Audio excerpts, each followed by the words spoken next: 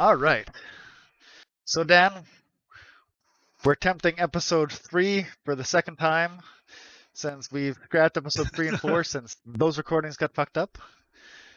Uh, so we're going to talk about a few things and hopefully help Keith pick out his next game because I'm struggling a little bit because I didn't know what I wanted to play next. So how are you, Dan? I'm good. How are you? I am good. I'm excited for tomorrow. I'm excited for tonight. And that's all I have to be for now. What's tomorrow and tonight? Tomorrow's my first therapy visit session, so I'm nervous, scared, and excited all at the same time. So that's great. And tonight is Basically Gaming episode 3, hopefully.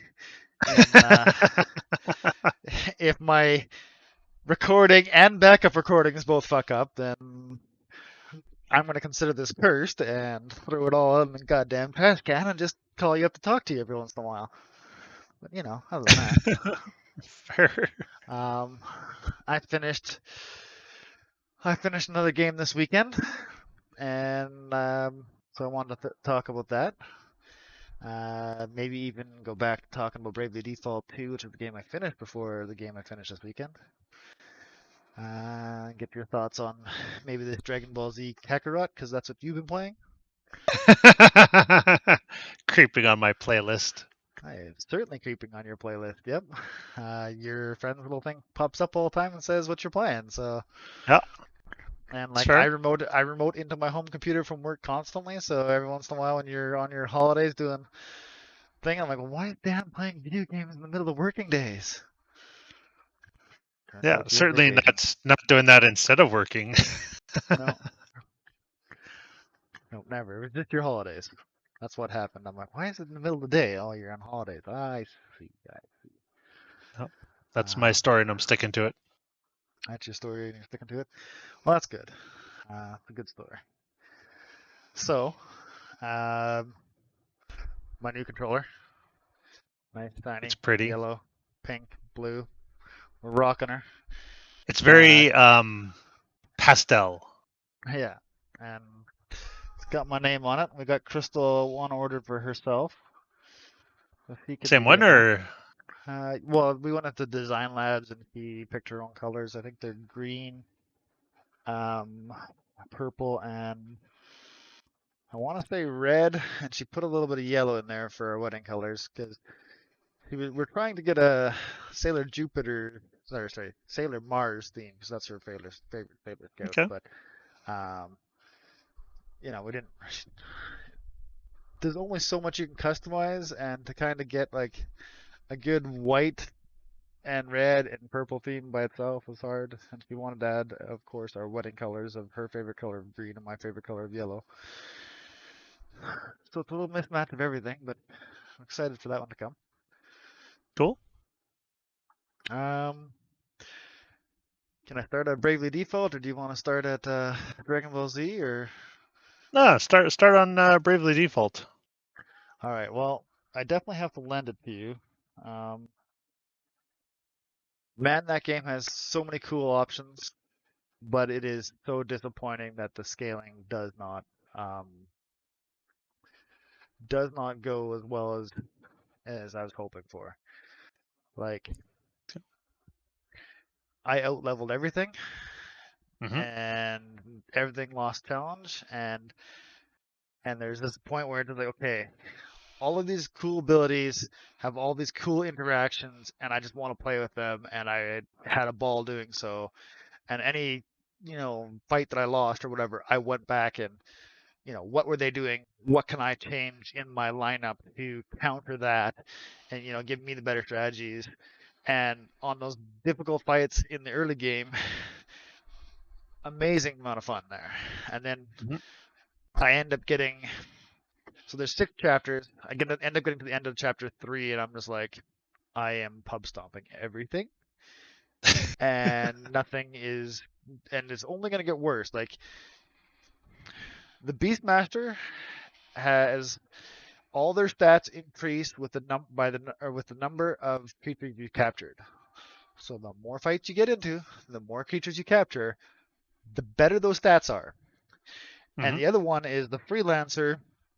The more job classes you master, the better its stats are. So like I just had a winning combo off the top where it's just like my stats are super high because I'm mastering everything and I'm capturing everything. Like, and then the further I get in this combo, it just becomes easier because there is like a speed, like unlike normal JRPGs where it's just like one battle speed, whatever. You can like change your battle speed on the fly, so there's a little bit of battle speed. But they also did something really clever where if you press Y, it does your last set of actions. So if your last set of actions was to brave 4 times, do a mercy strike, a mercy strike, a capture, a mercy strike, a capture. So you can just hit Y then A, and then it does all 4 of those actions again. When you have the speed full, you do it pretty quickly. So I'd get in a fight. I had a passive ability that said if I've equipped a spear and I'm as long as I'm not disadvantaged starting the fight, so as long as I start the fight, and when all the monsters are running away from you, you're always starting the fight. So as long as Hmm. you're not caught off guard, you start first. So my Beastmasters start first. They go boom boom boom boom. So YA, fight's over. I've captured up to 4 of the beasts. So if there's nothing else, I've just ended the fight in 4 button presses, and the 2 people that ended the fight literally just got stronger. Hmm. So there's like this effect where it's like nothing is there's literally nothing that's gonna ever be able to scale up to this height. And I get to one of the end bosses and I'm going it's like one of the big bad story driven bosses. He's got 70,000 health. My one character does 150,000 in a turn. He dies first turn. Like one of 4 characters does 150,000 damage. I'm just like I kind of wish there was a challenge. And like some Hmm. of the side challenges, don't get me wrong, I ran into one that was a bit more challenging, but even then it was more like, okay, these guys are casting death magic. So the first time I went in there, they were casting death magic at like crazy thing, and they were just insta KOing my party. Well, Hmm. I'm just gonna make my party immune to death magic. All right, this fight was trivial again because I didn't really need to change my tactics for it. I went into the last one of the other challenge fight, and I lost one time because you go into the fight, you're like, I think I'm going to target this person because the person I targeted was like, I'm going to target the mage. Hmm. I don't have a lot of elemental defenses on right now. I didn't bother changing my strategy too much. I'm going to kill the mage first. That was not the strategy because one of the other characters reses the mage. Anyways, so if you don't kill the reser first, you're fucked. Yeah, well, Yeah. it became very difficult. So the second time, I'm like, I'm going to kill the tank, the reser, and then the mage. And fight was trivial again. I'm like, oh, God damn it. But so much fun. There's so many cool abilities there that link so well, and I would love to have a challenge. And there is a new game plus that lets you keep, I think, all your classes and everything. You just you just start at level 1 again. So without being OP and level wise and stat wise, you might be able Hmm. to get some challenges. But I don't feel that necessarily it's a worthwhile investment. It's hard to say. New Game Plus That's, could be what I want out of that because I liked it. Um, but I wanted it resets your levels though, because that's yeah. unusual for New Game Plus. Usually, New Game Plus would let you keep your levels, and everything else just levels up a bunch more. Nope, it actually resets your levels. Which is like yeah, I agree with you. It is definitely weird that it was going to reset my levels, but I'm not necessarily going to complain because at this point, I kind of like if I didn't like okay, there is a passive ability in the game that says any creature level 20 levels or lower than you at the start of the fight just insta dies. I told you earlier that I had a broken combo where I had to hit four buttons to finish the fight. Mm-hmm. When I'm already 20 levels higher than the boss, the only things that don't die are stuff that are immune to the death, and that's few and far between. So I was starting fights and like everything was dying.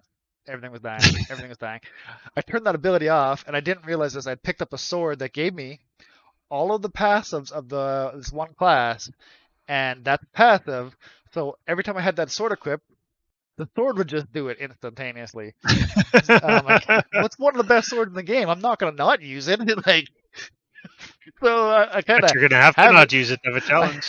Yeah, well, I wasn't gonna have a challenge even with that off, but there is another class that uh, there's another class that scales based on the number of battles you've won and the time played. And I put 100 hours into the game and won a shit ton of battles. You want to know how good that class was? Just like, eh, I'm like, they need. I was talking to Jamie about this. I'm like, they need something like tactics where the storyline mobs don't scale, but the open world ones do, or a dungeon one, or this challenge dungeon does. Like they needed something so that you could get the feel, because when I'm all looking on the forums, everybody basically comes to the same consensus that I ended to see. Once you've broken it, there's no need to continue looking for a broken solution, because there's nothing that's gonna stop that broken issue, right? Like if you already do 150,000 damage in a turn on one character, and one of the baddest, biggest bosses you're supposed to fight is 70,000 hit points, you're not making it to turn two. Uh, and it was Yep. disappointing.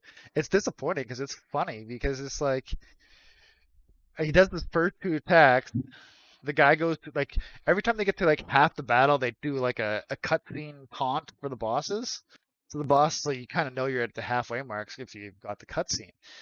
So it's like first couple hits, cutscene kicks in. Second couple hits to finish is just like, yeah, I don't know what to do with that. Absolutely loved it. We'll have to get together so I can lend it to you. Well, That way you can I try it mean, out. I feel like a game like that would benefit from capping abilities.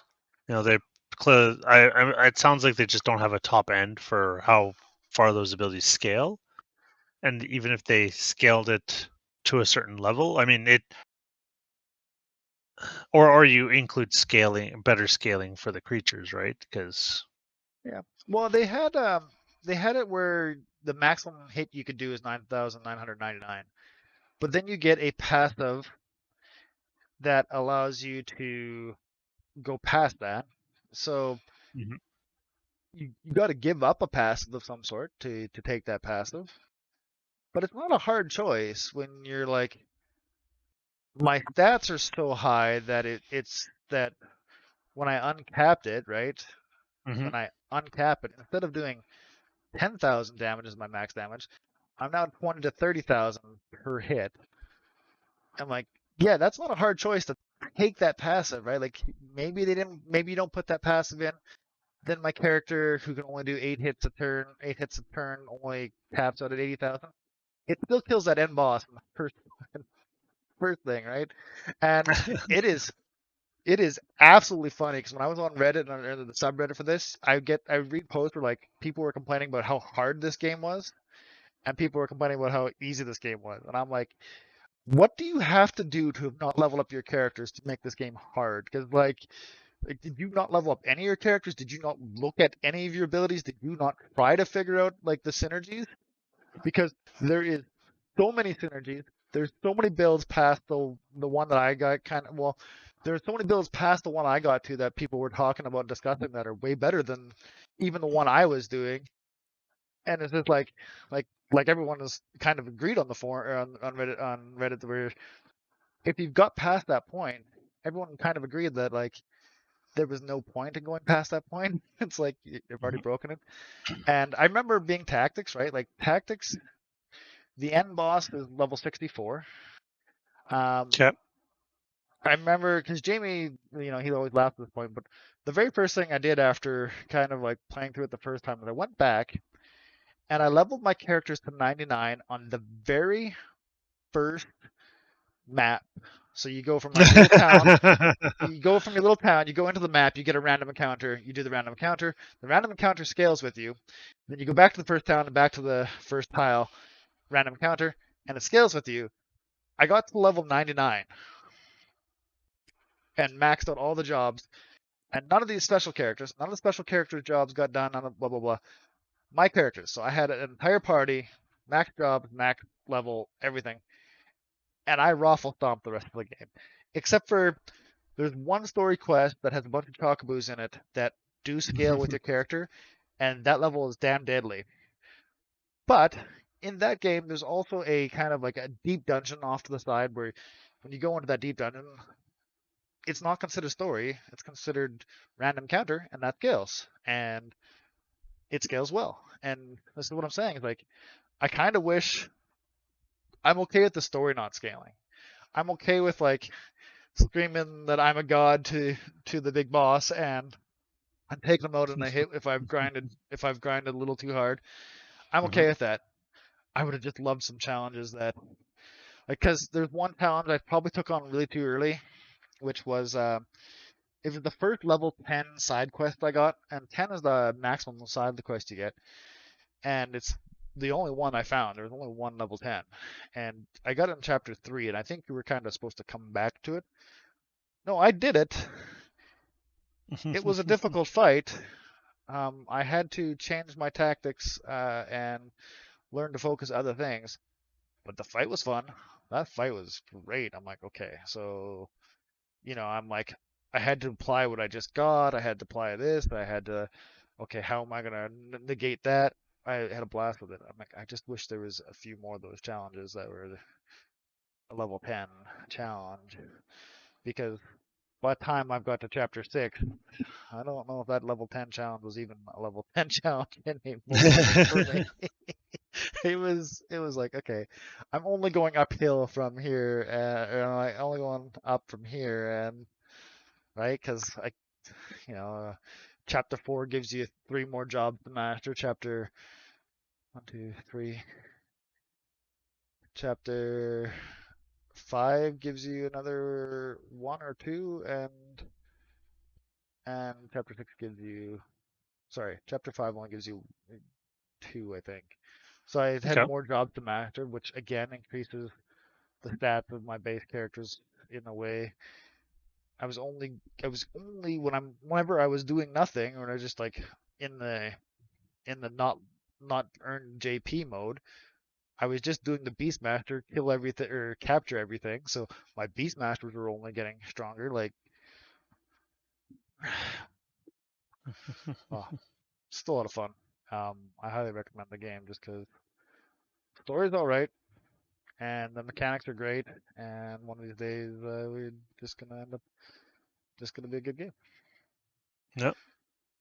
I remember playing the first game and really enjoying it. I don't recall there being any ridiculously broken synergies, but I probably also didn't level to the degree you did. Because Yeah, I did have some like good synergies going where there were like standard fights were not a challenge really ever. The boss fights, I still had to think about them, but I don't know, maybe. boss fights would be good. Like I always liked it. When I died in a boss fight, it was like, okay, well, what did they do? What did they do that was messing me up? What can I do? And then it's like basically open my bag of tools and look through it. Mhm. And from the Reddit forum, part of the reason why a lot of people like these games is because there is broken synergies in all of them. So I'm certain the first game had broken synergies. I am certain the second and of course this one, despite being named Bravely Default 2, is the third. Um, I'm sure they all had a bit of broken synergies. I just don't know if the first ones didn't have that challenge. aspect to it. Hard to say though. All right, Hmm. so tell me about this Dragon Ball Z that you've been. Are you near the So, end?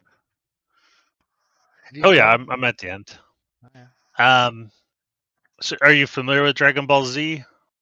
Yeah. Okay. I did.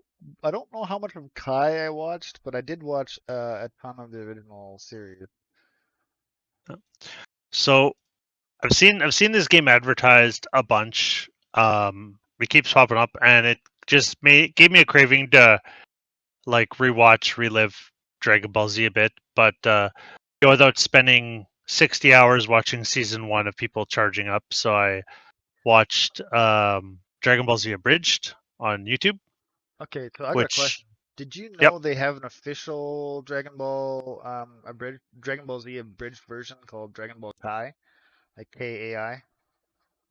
I have heard of it. I have not watched it. All right. It It's that it is Dragon Ball Z with the filler removed. So okay. like the abridged version type thing. I It's which probably still not quite as short as Abridged, but I mean, it would be without being fan stories and jokes and whatnot. Still be yeah. more official. No, it's Yeah, I've definitely heard of Kai. Yes. yeah. And I watched a few episodes. It's really quite good. They they knew where the filler was. It's like, Mm. we don't need an entire episode of someone just charging up. Uh, What uh, episode? Sounds like you watched the shortened version because I vaguely recall it being like 4 episodes of nothing happening except people charging up. oh Um, well. but yeah, so anyways, I was watching Abridged and I was like, you know what, this is great. Like, I'm enjoying this still. It's a lot of inside jokes that really you can't watch Dragon Ball Z Abridged, in my opinion, without and appreciate it without having seen a version of Dragon Ball Z before, because there's a lot of things where they make jokes about the show. But anyways, I was like, you know what? I'm gonna try this game because I've played some of the older Dragon Ball Z fighting games, and this one pitched itself as being an RPG or more RPG-ish than the previous games, because the previous games were literally just fighting games. Uh, and this is a good, in my opinion, mix of the two of them. It follows a story, which is great. Um, you, it's still at its core like a fighting game. Like when you're fighting, when you're Goku fighting Raditz or Goku fighting Piccolo or whatever, pick any fight really from the show, and you basically do that fight 9 out of 10 times, and you're doing the fights, right? It's not as much of a fighting game as say like a Street Fighter or a Mortal Kombat, where you're not like rolling the joystick and selecting a button to do a move, which is what some of the previous games. Actually, the previous games were, it was more button combos to do your moves. But it's got some great like it's like an active fighting style. Lots of flying. You're pulling off all the moves. If you can break someone's defense, like actually break it so that you stun them, you get little neat cutscenes when you do your moves to line up with the anime. So like that's really fun. And then when you're not in an actual fight, you're exploring the world. So you can fly around or run around or like fly on the Nimbus or drive cars, depending where you are in the story, and collect orbs to power up your abilities. Right? You have skill trees. Each character's skill tree is unique to that character, and Yeah. you can only level up so far depending on the story. Like you cannot unlock Goku Super Saiyan before he actually gets in the story. But you can see it on the skill tree, so you know it's coming. And if you try to get it, it tells you like you cannot do this until you are in the Frieza saga, right? Like actually fighting Frieza. Um, but it's a lot of fun. Like you've got the whole roster of characters. Um, when you're playing through, you're generally limited to whichever characters are kind of starring in the story. And then you can build a party with the side characters. Like you when you're playing through the story, you're generally given whichever characters are there, right? Like, so when you're on planet Namek, for example, you are Gohan, like young Gohan, and you have Krillin as your sidekick, right? And then at some point, you get um, Vegeta becomes the sidekick, or you are Vegeta and Gohan and Krillin are sidekicks. But you can call them kind of like you can with Mass Effect, where like you press the right trigger and you can pull up a short list of some of their powers, and you can call them to help out as well. But they'll also be fighting there, and it's a lot of fun. I mean, I clearly have enjoyed it. In the last 2 weeks, I've put in 62 hours on it, so it's it's good. It fills my time. Um, there's lots of like side quests and unlockables. Um, you can power up your when you defeat some characters. You get their like a badge for them that you can place on. They have these what they call community maps. Each map affects different aspects. So they have like the Z Fighter map where everybody has different stats on your badge. You can level up those badges, but the more people you put on the Z Fighter thing, the more you can increase like your combat damage, defense, your like special attack, combat defense. But then there's like a training map or chart, whatever, where if you put stuff in there, you can increase the experience you get and the rewards you get from battling. So there's a lot of reasons to go to different maps, and I've took me a while, but I finally maxed out I think 2 of my maps. I still have like a bunch of others, um, and they have bonuses depending which badges you put close to each other, like Krillin and Piccolo, or not Krillin, sorry, Piccolo and Gohan as example, because they train, right? They get a bonus for being next to each other on these maps, but you could also get different bonuses by putting other characters together. And I don't know it's if you're a fan of the series, you could enjoy it. I If it was any other thing but Dragon Ball Z with the exact same mechanics, I would probably be less interested in it and would enjoy it less. So I enjoy it because I'm basically reliving the anime through it. Yeah. Um, you're basically like you're having an active part of the anime, right? You already know, like the story does not proceed unless Piccolo does his special beam cannon and murders Raditz and Goku. But you still get to do that fight, and even the fights where like they lose in the anime, you still like have to win that fight. Where, for example, when they're fighting Cell and then they still lose, like Cell's not defeated, you still have to win that fight. So that you still have that sense of achievement, but then it goes to a cutscene after. Like there are a lot of cutscenes in this game, which is also kind of cool. Like it's very much a cinematic story, but with a lot of player interaction And kind of I thing. Like mean, if it's doing fan service and it's doing it well, like how can you complain about a game like that, right? Like that's what you came for. You're like, I came for this fan service, right? it's exactly what I came for. And then they added 2 DLC contents that I have. One is there's a whole storyline about Trunks. Actually, I don't think I have that one. Maybe I don't know. I haven't played it yet.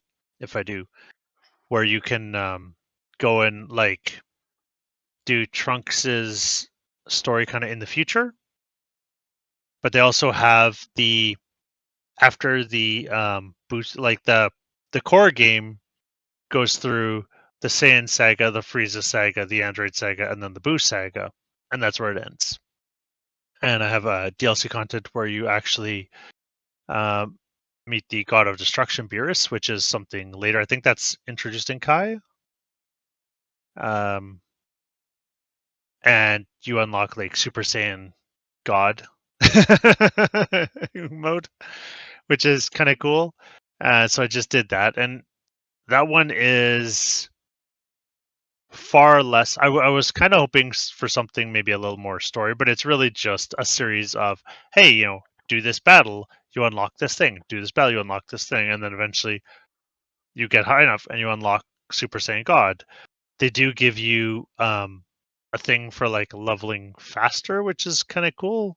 So I don't know what the upper level or upper cap is for leveling. Like some of my characters are as high as like 100 or 110, and some of my secondary characters who you can't actually play as like your leader, they're only assistants or like level 60.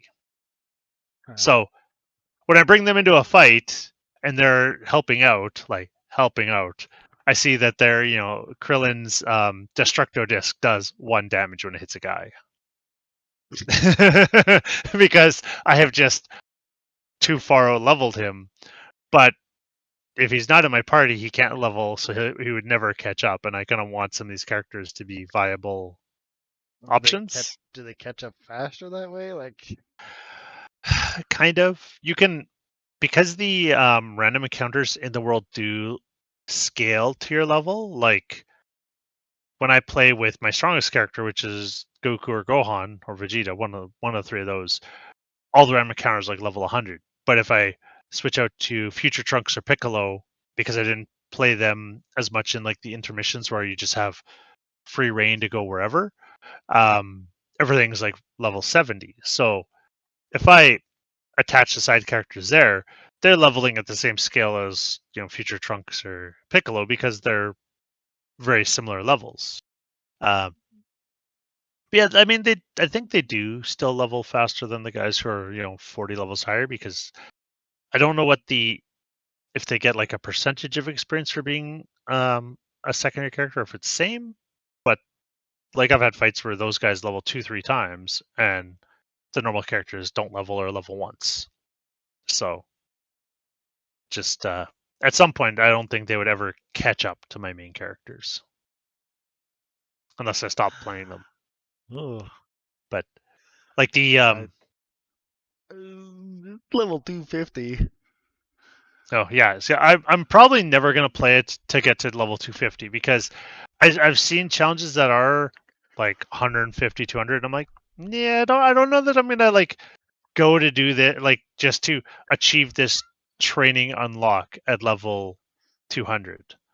Because why am I just gonna sit there fighting? I've done the story. I'm currently just wandering around looking for other side quests or other like achievements to unlock. But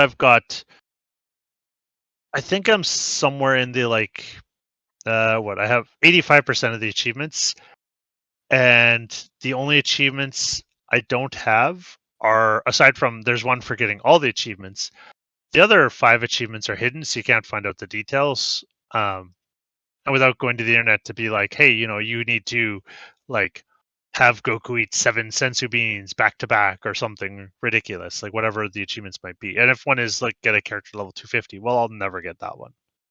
Yeah.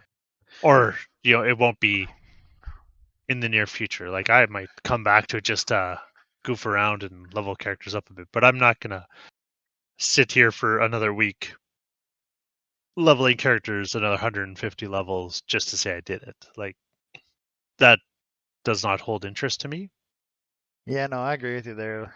The Marvel Ultimate Alliance also had a shit ton of levels, and it's like I've already been through the story 8 times, and as much as I love that, I'm not even a fucking fraction to the max level there. Well, and with Ultimate Alliance, though, unless I'm mistaken, you can take your character, do a new playthrough at a harder difficulty, and everything's leveled up, correct? That's Yeah, so I think I did a couple different harder levels and stuff levels up, but yeah. they have like 150 levels per character, and they have what 30, 40 characters, or I don't even Hmm. know. 1 second, let me look it up.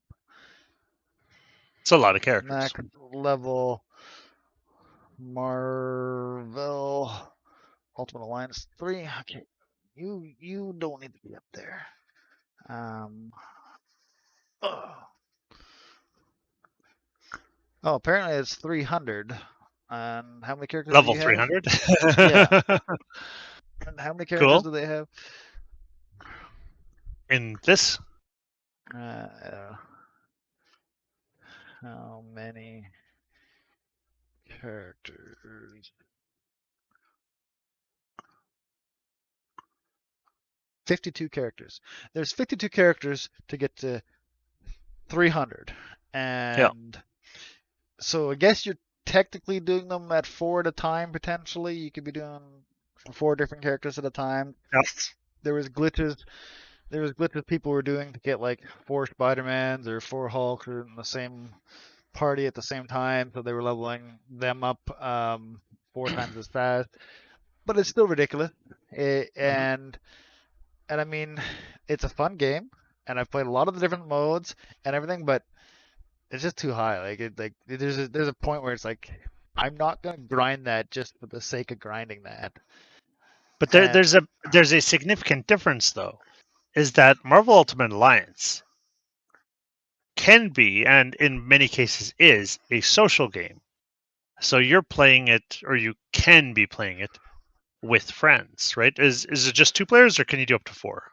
I think you can do up to 4. Yeah.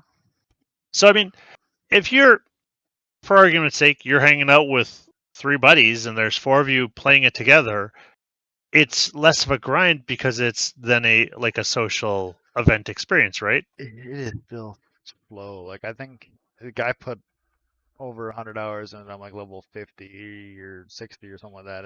I'm not even that high. Like it and that's on the No, character I that's played the most. It is a ridiculously slow leveling game, and so I never even got one character to the max level back before they increased the max level with all the DLC. Um, it's I don't fair. know. This It's game does not have that new game plus mode. Like I can, um, at the end of the game, I have unlocked Trunks' time machine, so I can revisit the previous chapters. But I mean, I revisited chapter 1 with level 100 Goku and went to the Raditz fight and punched Raditz, and the fight was over. So I mean, where instead I uh, was flying around and dodging his attacks and like firing off kamehamehas, left, yeah. right, and center. I was like, all right, let's see what happens if I just punch him in the gut, and boom, you win. I'm like, okay, well, clearly this is not good. And I haven't. If there's an option for me to increase the difficulty of the revisited chapters, I haven't come across it, and I'm like essentially done the game. There's a handful of training missions I can do in Capsule Corporation that I maybe haven't done, but like there's some challenges where you have to be, level 100, but you do them per character to unlock additional things per character, and like it's also a lot of extra effort to just unlock a couple of things like bonus like passive effects per character that I got to the end of the game. I enjoyed it. It was fun. I don't know that I need to you know do every single. I enjoy the side quests, No. especially when the side quests are like I'm fighting a character who's got 40 million hit points and I only have 6 million hit points, so make those hits count and try to be a bit strategic. But Play cleanly, man. Play cleanly. oh, I What hate I'd sort of like to playing. say, what I like to say though is one, I was looking up this game to kind of, have the talking points for the podcast, and I saw it's a Bandai Namco game, and that brings me back to Code Vein. I'm like, okay, well, they're developers of Code Vein. It sounds like it Such a was a good good game. experience for you. It sounds like it was a good game for you, so I'm happy. I was really hoping that that demo for Scarlet Nexus was gonna catch me and I was gonna be playing that right this second, but I don't think I want to have anything to do with that game, which sucks because I really wanna see more what that developer does, but I don't think the style of their other games are for me. I was reminded that back in the 360 days, my wife ended up buying me, and I originally thought it was a Dragon Ball Z game, but now if I I'm bringing my memory a little bit. I think it actually was a Naruto game. I'm Oh, thinking like, it I was was like an watching. open world, It was a third terrible party. Naruto game that I can't remember. I think because I was loving the cartoon, and she bought me a Naruto game, thinking like she was gonna hit gold. With like I was gonna absolutely love it, and it was a terrible game. Okay, well, hopefully you're not speaking badly of the Naruto game that I played and fell in love with, because there was a Uh, Naruto game that I thought was fan fucking tastic. oh, there's probably several of them. I don't remember what the There, name there- of it. there's there's a bunch. Like there's I think the Naruto Shippuden games, but there's also and I don't remember So, which one I so played. in There's 360, there Ninja seems to Storms. yeah, Naruto Rise of a Ninja, Naruto Broken Bond, Naruto Shippuden Storm 2, or Naruto Shippuden Storm 2. Yeah, there was a No, few 360 ones. I don't remember what one it was. It was terrible though. I think it was. fair. Oh. There was one I played that was like an RPG, and it was pretty great, except it was or I enjoyed it at least. But I found that unlike this Dragon Ball Z game, you were very like your exploring of the map was, say, more limited than the Castlevania games, where you're basically restricted to this one path. So yeah, you're essentially, sure, it's an RPG and that you can level up and unlock new abilities as you go, but you are also just walking this line to the next um like encounter, right? Yeah. So But so are you close? You're close to being done. You're now gonna switch over to Jedi Fallen Order. I mean, probably because, yeah, I'm essentially done. I might put in a few more hours on this, but I have achieved everything I came to achieve with this game. I think I have um filled that Dragon Ball Z fanboy need that I came for. And aside from maybe going back every now and then to see if there's something I missed, I mean, yeah, I haven't explored every single corner of every single map, but I'm pretty darn close. All right. And Yeah. Jedi Fallen Order is definitely on my list. It is definitely a good game, and for a Star Wars fan, you need to play this. Between between the similarities of Code Vein's combat, I know because I know it's a Dark style theme combat or Dark Souls theme combat, but it's super light. Like I might now. I need to either find a new game or make a decision on New Game Plus. Um, It's a controller game, right? yeah, I used my controller Yep. to it. Yep. I mean, I guess you could use a keyboard, but I'd rather use a controller. No, no. Um, Much it's happier with it's controller. a good game. You gotta play it clean. You gotta do parries. They focus a lot more on parrying, so you gotta get your parrying down, which is fine. So you need to parry the attacks that aren't red, and you need to dodge attacks that are red. It is Code Vein only much more visible, right? Like Code Vein, you need to learn which attacks you can parry and which attacks you can't the Hmm. hard way.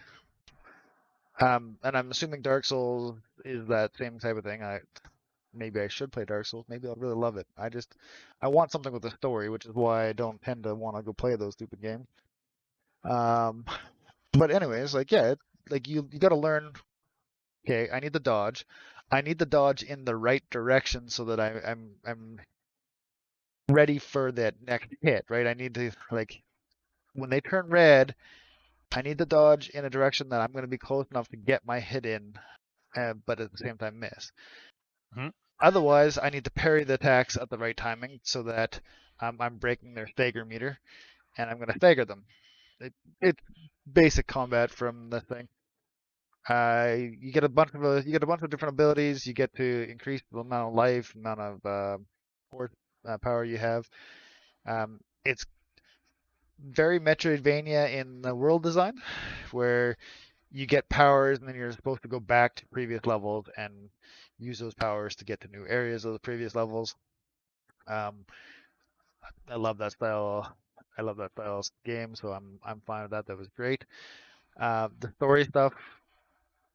The story stuff is absolutely balls to the wall Star Wars.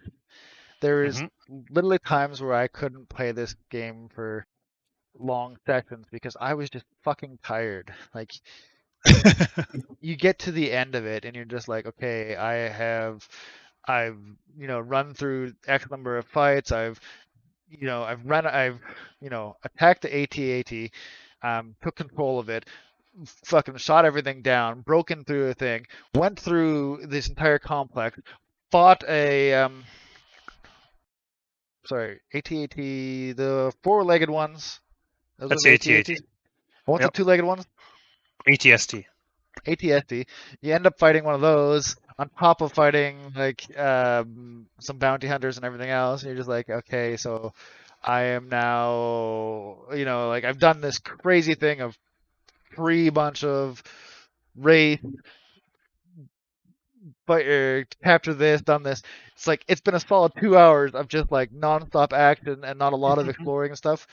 And so basically, most mission structures are go through the mission until you get to the point where you need a new power, get your new power, use your new power to get to the end and be done with it. And there is some fantastic set pieces, and then a lot of it, like there's a couple planets where you go to once, you go through part of it, you leave, you go to another storyline, and then you come back to that planet, do the with your new power from this other part of the storyline, do explore a bigger chunk of this planet and do more story, and that worked pretty much all the planets. Hmm. Um, the game I actually just there was kind of a bit of a shame to it. Like I they added new game plus after the fact. So the game wasn't designed to have new game plus, but I'm considering it because I get to the end of this. So I got to the end of the game and I went and I found all the secrets and I unlocked all the stuff and I'm okay. I've unlocked everything and I'm having a lot of fun with the combat now. Like early on, there were some combat arenas where they're throwing ranged characters at you, but they like how Dark Soul or Code Vein, when you had like three guys, it became super challenging to kind of deal with Hmm. three guys because I mean you can get over one easily and be stun locked and stuff like that pretty easily, and then it really doesn't feel fair or fun. Like most of Code Vein's funness is when you're like, I'm gonna see what they're gonna do, and I'm going to play play cleanly, right? It's kind of a terminology I got from the subreddits. But play cleanly is where you dodge at the right times, you parry at the right times, you block at the right times. Whatever you're doing, whatever your strategy is for this, you play cleanly and you get those hits and you get those kills, and it feels really good because it wasn't I just ran up and button mash because button mashing doesn't work. And so there's a lot of times where they threw a lot of stormtroopers at you, and some of those times it just felt just like really cheesy. But when I got to it later in the game and I had all the powers unlocked and I had all the kind of upgrades to the powers unlocked, I wasn't as bad at that because it's like, okay, I unlocked the power that pulls everyone into me. So guess what, guys? You're all coming here, and just like drag everyone into you and just like wow. And then you know, I got I got to use the abilities in a more efficient manner by the end, and again, the fight that killed me the most, I think I probably died 13 to that first optional boss. Like, I think I died straight to him 13 times. But basically, my mindset was I got to him, and I'm like, oh, okay, this is boss. I'm going to sit here, and I'm going to learn to play cleanly in this game, because this is the first optional boss. And if I learn how to dodge, I learn on this guy. A lot of the rest of the game isn't going to be very hard. I think there's only one other boss. There's one boss that killed me once, and one of the boss that killed me twice. So at worst, I had a three fight of some of the bosses. Like there was one of the Night Sisters who Um, the first time I faced her, I'm supposed to jump, right? I'm literally supposed to jump, and I was just timing the jump so goddamn poorly that I wasn't jumping her wave, and I was getting hit. And I'm like, is it impossible to like dodge this? Like, how am I supposed to dodge this? Like, and you know, I'm in the moment, I'm a little pissed because I'm like, how am I supposed to dodge this? Ah! Oh Mhm. wait, yeah, like calm down, Keith. And so the second time I fought her, I was dodging that jump. I was jumping that thing perfectly fine. I'm okay. I got too ragey, too ready to do it. And then by the end of the game, like I said, I went to do the last kind of two story parts. I'd already unlocked all the secrets. Already had my 10 healing. Had a health bar this big. Had all every single one of the force abilities unlocked. And I'm like, okay, get to the very last boss. Too easy. It was very easy. I'm like, and so there is like casual Jedi Master, sorry, Jedi Knight, Jedi Master, and Jedi Grandmaster, and I was on Jedi Knight, so I'm assuming that's supposed to be normal. Like casual should have been Yep, that easy, would make sense. normal. Yeah. That's what I'm assuming. I might have just had on too low of difficulty. Like I want to maybe play New Game Plus with Grandmaster, go with Grandmaster. with one of those, right? Well, here's the thing: is New Game Plus resets you because Hmm. it's a Metroidvania game. They they can't let you have all your powers at the start because you go to somewhere and do stuff way out of order and wreck everything. Yep. So the New Game Plus takes away all your powers. So you're back to your default. And I think really the only thing you get to keep is the collectibles, which is like skins for your ship, skins for your lightsaber, skins for you, skins for the robot. Um, I think you get to keep your BD1 upgrades, but those ones don't really, and you might not even get to keep those because some of those are traversal ones. So if they already have all the chests that you've opened unlocked, the Hmm. BD1 upgrades really is kind of useless anyway because a lot of that was him him opening stuff for you like unlocking things and charging things. So like I mean I think they're gonna probably strip that too because it doesn't make any sense otherwise. Again, you'd have the same problem of wall running, force pull, force push. You could go areas that you're not supposed to way too early. So I Hmm. think they're gonna strip all of that from you. So I mean really it'd be basically a brand new playthrough without the need to without the need to grind anything, but there wasn't really a whole lot of grinding to begin with. Hmm. I'm at 22 hours played. I've beat the game. I have all the abilities. I have all the secrets. I'm missing, I don't know, 20 chests maybe. So some 20 cosmetic things. It's just like maybe I go back and play the Grandmaster something harder. I don't know. I was kind of thinking I'm like I don't know if I want to. The story, I don't know. I don't know if the story would hold up or I don't know if the story would be as entertaining the second time, or at least not right after. Like, if I waited a year and then I'm like, I feel like it again, the Hmm. story it might be easier to run through the story again. But like back to back, I'm like, the story, the story, the story is interesting at the moment, and that you're not knowing it. But I don't think it's gonna hold up if you just play it back to back to back to back to back. I mean, maybe if the combat was fun for me and I was enjoying having a little more difficulty, maybe it wouldn't matter. Because I played Code Vein's story back to back to back 4 or 5 times. I don't remember how many times, At Ron. least. How many At times did I least. run you through it? 3, I think. So yeah, no, it's been a bit. Uh, Lovely game though. Hmm. I think you really need to play this one because it's fun. It's fun. The story's fun. That action is great. Like you're on the go. It like I said, I had to take breaks. I was just physically exhausted from like my controller was sweaty and my hands were cramping, and because by the end of these things, because a lot of it is just like hit things quickly and accurately. because there's a lot of set pieces where you're sliding down something, you have to jump off and aim the right things, but it was Well, still fun. it Still would be fun. a lot easier for me to commit to doing that one next if you didn't keep suggesting amazing games for me to play. Because I mean, you're like, "Hey Dan, here's this amazing game, and here's this other amazing game. Here's the other amazing," and you just keep stacking them up. And I already have like a backlog of 6 or 7 games that I've started because you recommended them, and they're all great. And I'm like, Well, okay, so you what know, one are you playing next?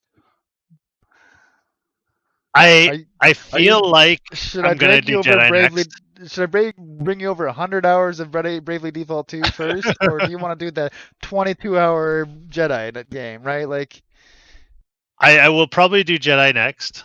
Um, but I mean, like, do I need to list the games as you've recommended in the past, like, yes, you couple do. months? All right, Well, like we could go to Strange Brigade, which is hilarious and oh, I amazing. mean, I think that one's since that one's co-op, we're gonna do that one together, right? Yes, however, Uh, like I'm like if he's losing interest in it, I'll keep playing it. It's fun. okay. Um, Orcs Must Die, which I mean you started me into Orcs Must Die 2, and then you're like, hey, yeah, you should really play Orcs Must Die. It's a good single player game. I'm like, oh man, this is so fun, and I'm probably only like a third of the To way through to that, be fair, but those ones are actually pretty short. Like they're short. They're not long games. You're not gonna burn no, yourself out on those ones, no and they fair. are worth playing. And Um, unfortunately, Orcs Must Die comes out on or Orcs Must Die 3 comes out on Thursday, so we have another one to no, play. no, Um, we need to get another person in with this on that. I don't know if it is three player because it does. We'll have to find out on Thursday. Find out. uh, There's Sniper Elite 4, which I mean, not to okay, say that we haven't put we we finished finished it in it. twice. I think we Yes, finished went through it twice. I don't know. Well, we didn't do the Hitler level twice. We didn't do the expansion twice, but no. we put 31 hours roughly together. Um, I mean, you've probably got more than me because you've played through it at least once before, I think. I jumped on my Xbox just because it's on Game Pass, and played on a little bit there, just to send my brother some clips of it, because God forbid he plays something other than Rainbow Six, despite the fact that he's very angry and not very doing very well with his anger management and Rainbow Six at the moment. So, ooh, Mm, all right. Well, I mean, oh. I'll leave you alone about Jedi Order for now, but And don't forget Dark Alliance. Dark Alliance, again, I'm not even gonna try to play that single player. It's a No. multiplayer game to me because unless they fix everything, unless they fix a lot of shit, that game is just a grindy piece of shit. And when you play with your friends, it's great because you have friends to do dumb things with, Yep. and we could do dumb things in any games, but D&D themed dumb things fits our group quite well. Well, And did I tell I, you after we played Dark Alliance that first time I tried playing it single player? Did I tell you about that? I think a little bit, but go ahead. Yeah. It was awful. It was like when you're playing multiplayer, because I don't think they add or reduce the encounters at all. So the encounters are all the same no matter how many players you have. Is At Really. least that's what it felt like. Ooh. Uh, so I'm playing through like the first level because I'm like, all right, I got this level 1 character I haven't played with. I want to try this character out, see how it works. And I get about halfway through level, and I die. And I'm like, all right, I screwed up. I should have known better. I'll do it again. So keep going, but like you don't get any progression for until the end of the level, and then I get through to the end boss, and I died. But I'm like, you gotta go. You respawn back to the start. You gotta fight through everything again. I'm like, fuck this. So I Oh, end, and unlike other games where like, okay, well, if you give up halfway through a level, you might still get like 20% experience, a bit of experience to help ease your next attempt, right? No, you get nothing. They're like, you quit. Sucks to be you. And yeah. I was like, that was the exact moment I decided I will not play as one player. ever again. Like it's fun multiplayer. The only reason I tried it so far was I was determined to try to level this character that I was not playing with my friends to try it out. Now I'm just like, no, you know, I'm gonna play with my friends, and if I want to try a different character, I'll just pick a character no one else is being and try that character out. And like, we're a pretty easygoing group. If somebody wants to try a different character, I don't think anyone's gonna care because they'll just try a different character too, because it's Yeah. fun. As 3 to 4 players, it is a lot of fun. Like, even if you're dying over and over again, it's fun because I mean you can res each other, you can just keep having a go at it. Oh, having my brother in there and a couple of my best friends and jumping into each other and knocking each other off ledges, it was a fucking blast. But Yep. that isn't the game that made that a blast.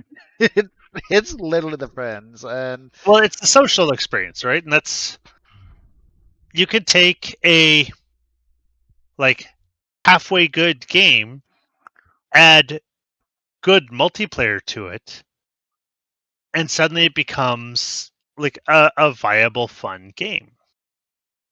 You yeah. know?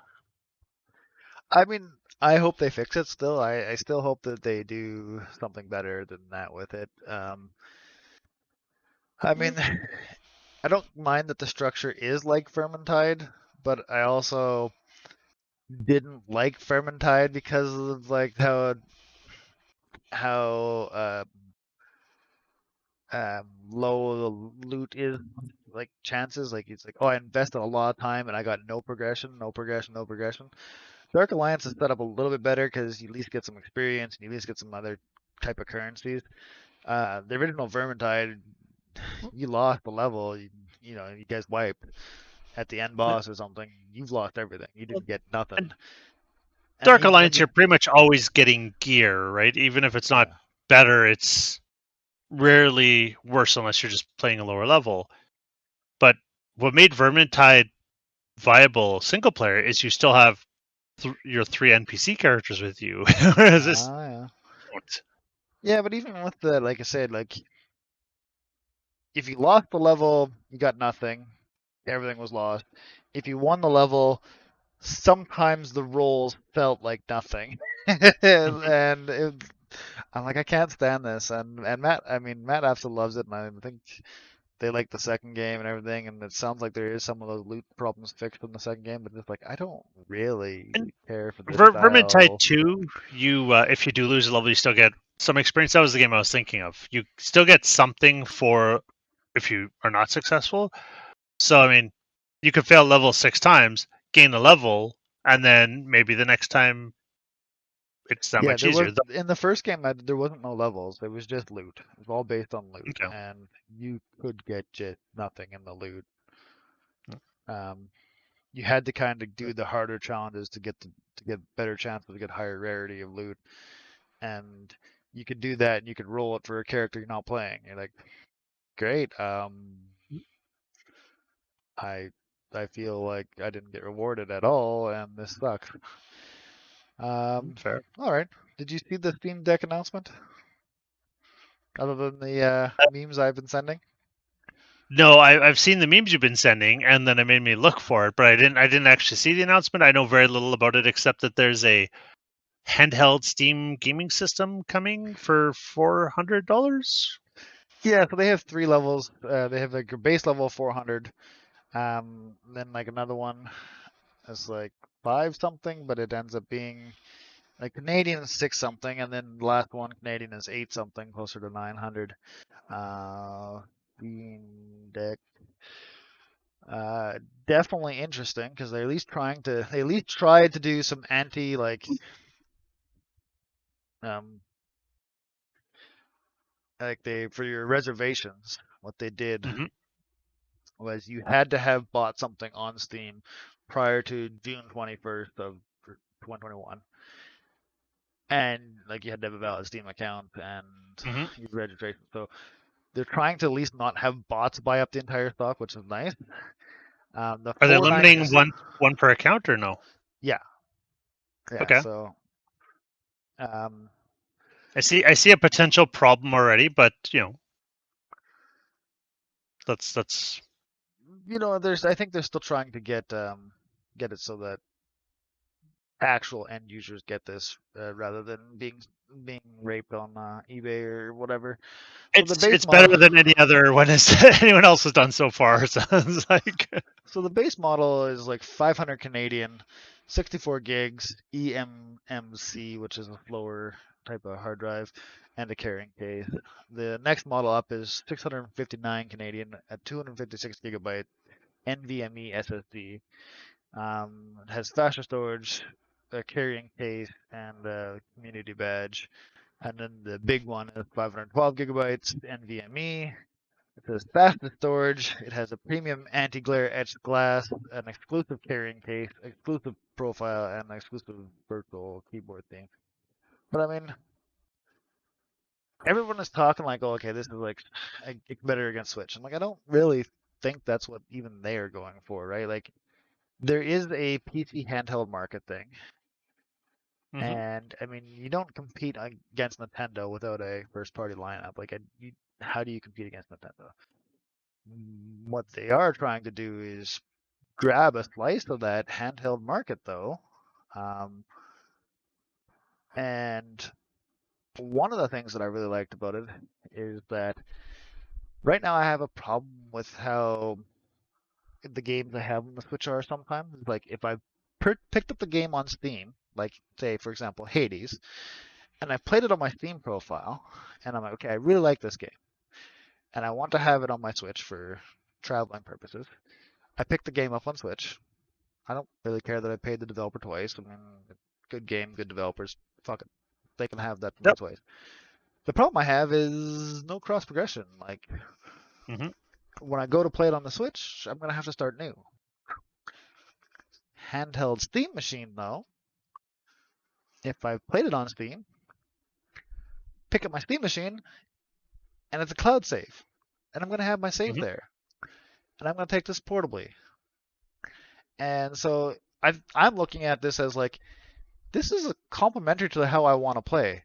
I want to play like I play my Switch in docked, Mm-hmm. and a lot of times when I'm looking at my stuff, I want to play on my big beefy computer.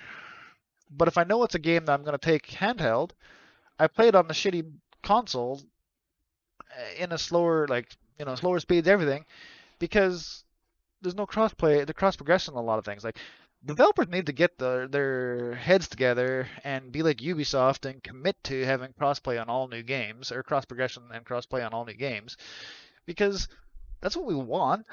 Like, I even like the Phoenix or Immortals Rising Phoenix, right? Like, if you pick that up on Steam on sale, or do you play store play, you can start playing it on your computer in better graphics, in better speeds, and you still have your save because they're like, yeah, we are committing to this.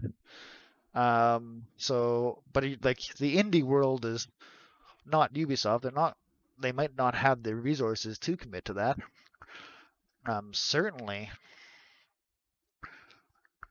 Certainly, like so this theme one is like exciting to me, also kind of terrifying. Like, oh, I don't play a lot of my games handheld to begin with. Every Mm-hmm. once in a while I drag my Switch to the bed, or I take it with me on the go. But I do think for the price point, it's going to be a good companion to my PC, um, at least for games that are on Steam. I might, maybe Windows runs fine on it. I might install Windows and be able to do all To my be games. to be fair, for someone like myself, like I've got an extensive Steam library that I built up over a long time, probably similar to yourself and many other people, but having a portable system would just make me less likely to use my Switch. Like I have the Switch. I got the Switch for because it's a Nintendo system that would allow me to play specific Nintendo titles. Unlike you, I haven't bought you know a bunch of games that I already own on Steam. There are some games that I own for both. Well, Some that were gifts. Some that like just because it's portable and it's nice to be able to play that game on the go, and maybe I don't need to play it on my computer. But I mean, if I could access my computer library or even a small fraction of it on a portable system, yeah, I would. I would use that a lot more. I think the Well, thing that scares me though, um, I'm looking at it right now. So they have these like square touchpads for yeah, the D-pad, I'm assuming. And do you remember the Steam controller? Like you I think you have one, or yeah. you maybe. You gave me yours, I think. Yeah. So I bought one because it was supposed to be like the next great thing to make Steam gaming better, and I hated it. I was like, as soon as within a month or two of buying it, I'm like, no, I need an Xbox controller. I need anything but this piece of garbage. And I would be concerned that these like the weird square touchpad things are just not going to work as well. Okay, for games that are Um, heavy reliant on mice, like yeah, that type head doesn't matter how is that good what they've that gotten is? it. That's a mouse touchpad, or Yeah, it's a I assumed touchpad. it was Yeah. a D-pad. Oh, okay, I thought it was like No, they have a the D-pad replacement for on the the other D-pad. side of the left joystick. There's a D-pad still. Okay, it keeps Not that. rotating through the screen, so I'm not seeing it. Yeah. Um. So Oh yeah, there is a D-pad. Okay, so they just have two mouse touchpads. yeah, and they specifically say that those things are like 10 times more sensitive than the Steam controller ones. They actually said that in their launch video or whatever. Like No. they specifically tried to touch on that fact because a lot of people, probably rightfully so, complained about the Steam controller in that aspect. And um, I would say though, like I don't know if it'll support a Steam OS, but I've literally played mouse and games with a controller on the computer. Like I played WoW on a controller, and Blizzard is notorious for not supporting controllers in anything. Um, there is a program called XPatter that will let you map anything to a button and a joystick. So you could literally use XPatter to do that. Now, would you have to install Windows? I'm not sure if XPatter has a Linux distro of it or if they plan on doing any work on there or how flexible that Linux OS is. But I mean, in the end, technically, you can still install Windows on it or at least dual boot to Windows if you want. Uh, for those games that you like, I have to customize my control because the developers are too stupid to natively support it. I mean, I absolutely loved playing WoW on my controller, and I did quite well because um, basically I would use like toggles. So like when I was just moving around, if you right click on WoW and you just move your mouse, it moves your camera, right?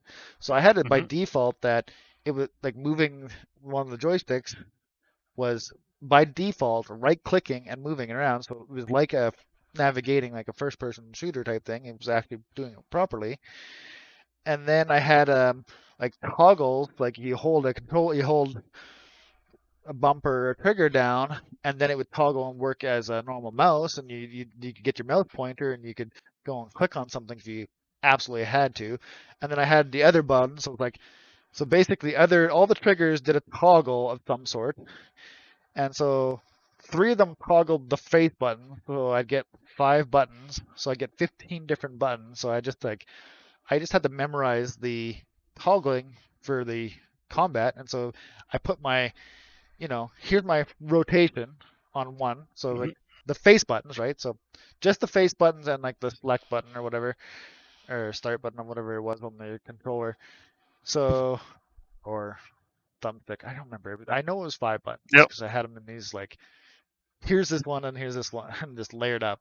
And uh so like the face button so when you're done holding anything down, you're basically doing your simple rotation.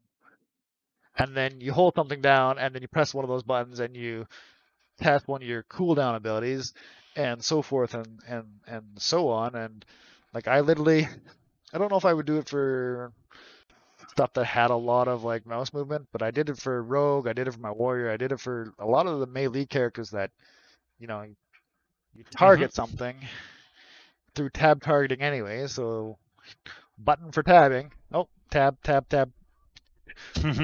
And and if you're not playing high-end rating content, you're probably surviving. I tanked groups Yep. with my controller. I did things, and so I'm wondering, like, being that it is a PC, being the worst case scenario, you throw a Windows operating system on it and you get some of these programs.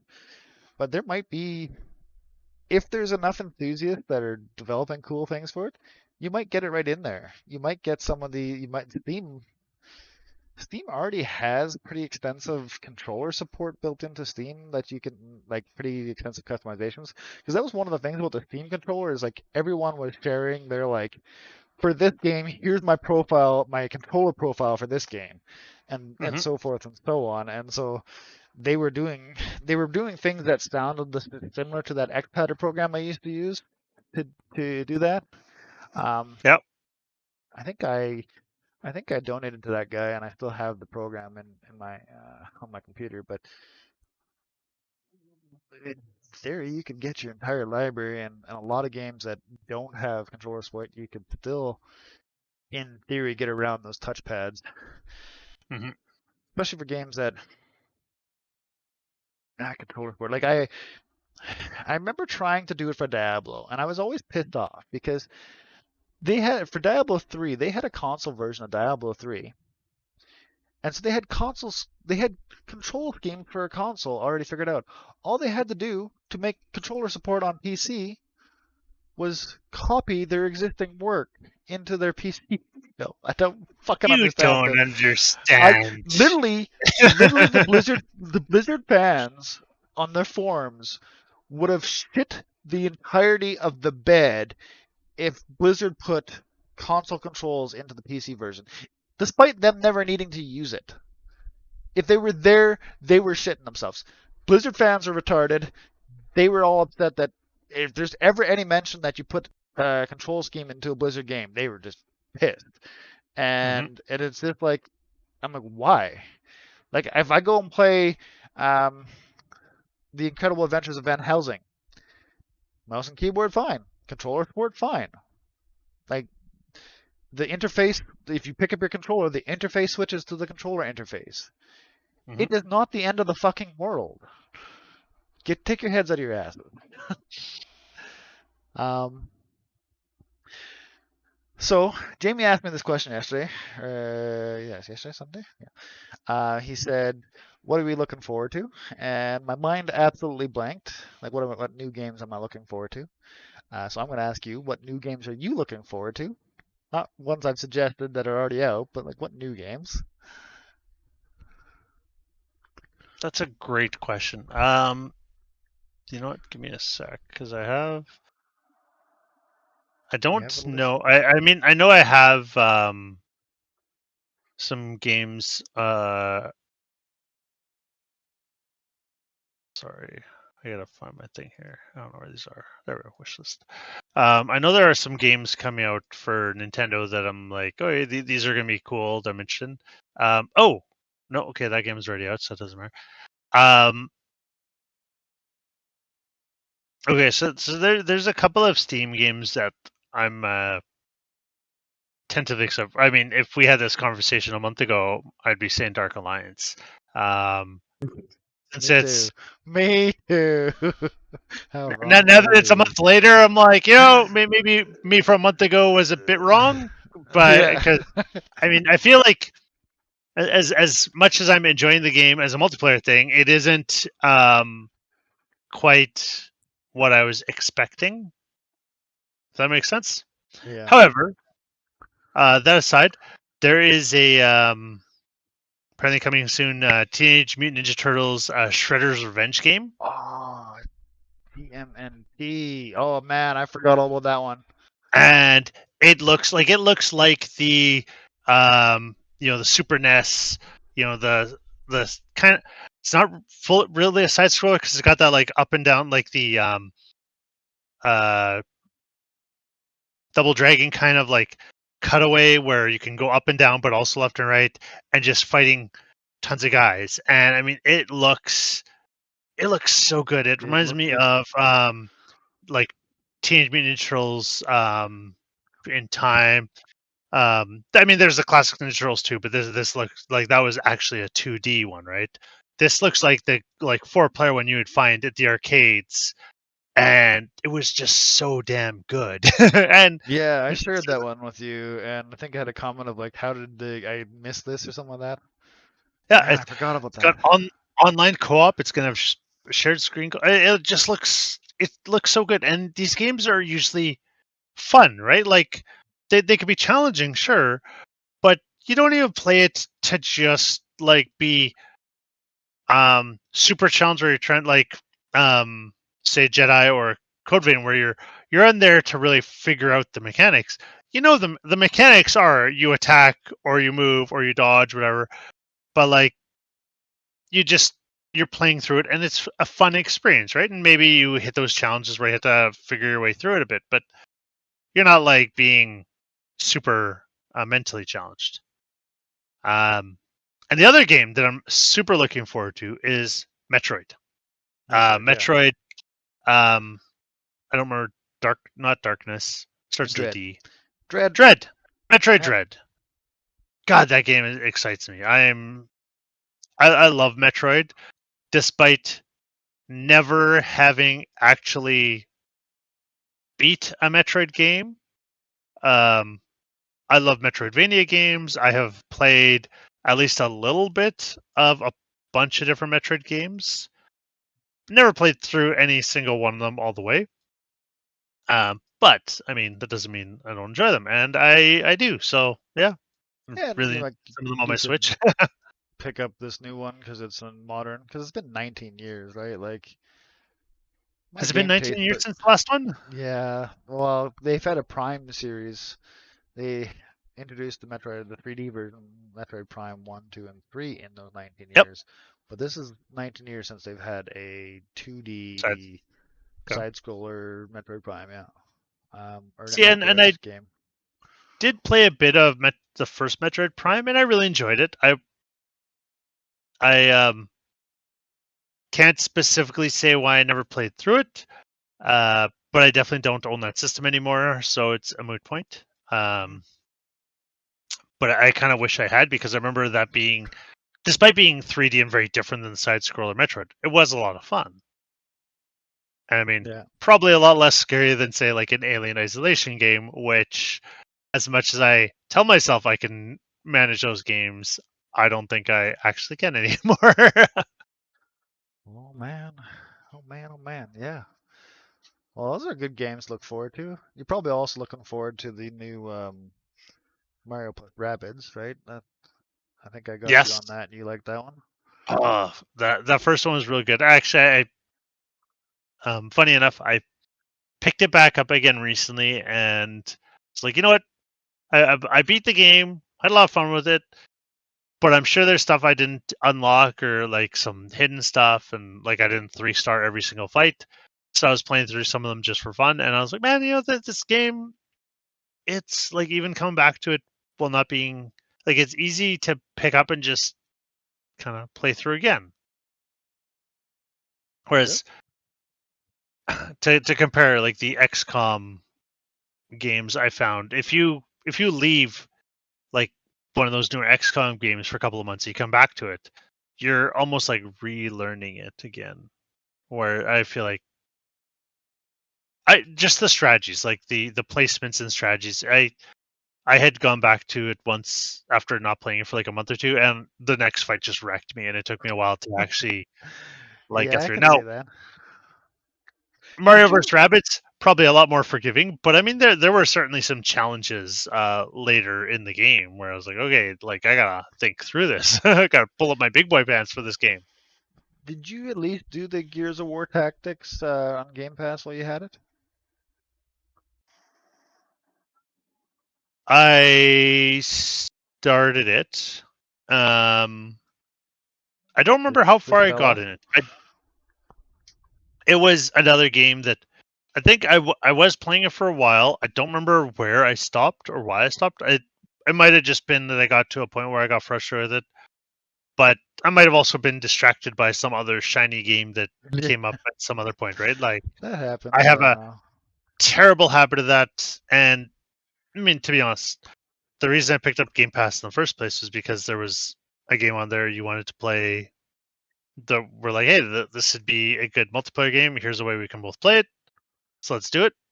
And then we stopped doing it because of glitches and other stuff. And I was like, well, I mean, if we're not playing that, I'm a little less interested in keeping my Gears of War game going. Like that was just a secondary reason to keep going or keep that subscription.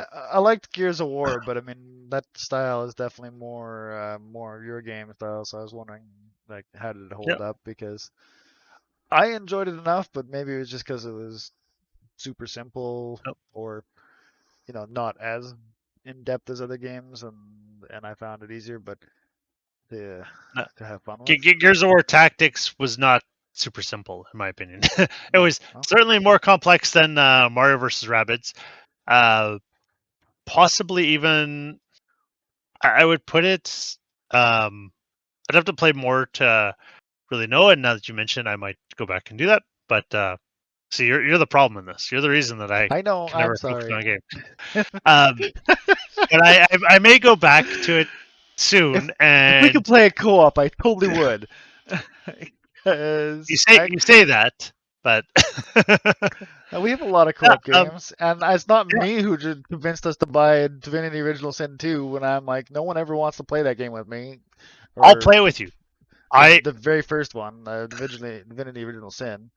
I'll play the first one with you. I've been starting the second one, and we need to start finishing some of these games. We need to finish. Yes. What now? Strange Brigade and Wasteland 3 and Orcs Must Die 2. Probably Orcs Must Die 3. I'm okay with dropping Sniper Elite for a while. I mean, we did finish it twice. We beat it. We beat it once. And well, it's fun. It is fun to just jump on and fuck around. I mean, we definitely got enough multiplayer games. We don't need to keep that one on our list at the moment. I'm pretty sure. That's Gauntlet. We start playing Gauntlet. I think you've played through Gauntlet before, right? Like this was just I played through Gauntlet before they remade it. I've never finished it after the remake, so but it's a fun game, and I think the reason we were playing that one was for filler for one of the D&D nights that D&D didn't happen. But no, I mean, if you would be interested in playing Divinity 1 or 2, that would kind of meet that Wasteland strategy thing, but also on a D&D niche. We could also try continuing our Wasteland game, see if they make Wasteland less clunky. I really want to see the end of that Wasteland game. I think you finished it solo, right? So maybe not as priority. I did, but at the point that we're at, I think I've already diverged in some of my choices. So I don't know how different it continues or ends. I don't know if it's one of those games that like branches way out there, or if those branches start coming back interconnecting and like just there's like, oh, you did or did not kill this family, you did or did not do this thing, you did or did not do this thing, but here's the real ending. Like wait, there's I understand there are multiple endings to the game. I don't remember who I was talking to. I thought there was 3 or 4, but someone told me there might be 5 or more. So probably a ton of them. There is a good likelihood that we will not do the exact same things I did. Yeah, I think we were specifically doing stuff that wasn't the same. Things. I don't remember where we were actually. I vaguely recall roughly where we were. I don't specifically recall the choices I made, so we might end up doing the same choices because You gotta think this is already 6 months ago. Oh, this was It's too been long a ago. long time since we stopped that. So, but that's a solid game. And I started playing Divinity 2 with Greg and Tim, and I mean, they're open to restarting it to have you on board. But if you're less interested in that, you and I can also do a game of Divinity or Divinity 2, just the two of us. Because man, that game is super good, and because I was enjoying it, but I didn't want to ruin the story for Divinity 2, I did start a game of Divinity 1. I'm a solid 5 or 10 minutes. Oh, sorry, 7 minutes into that game.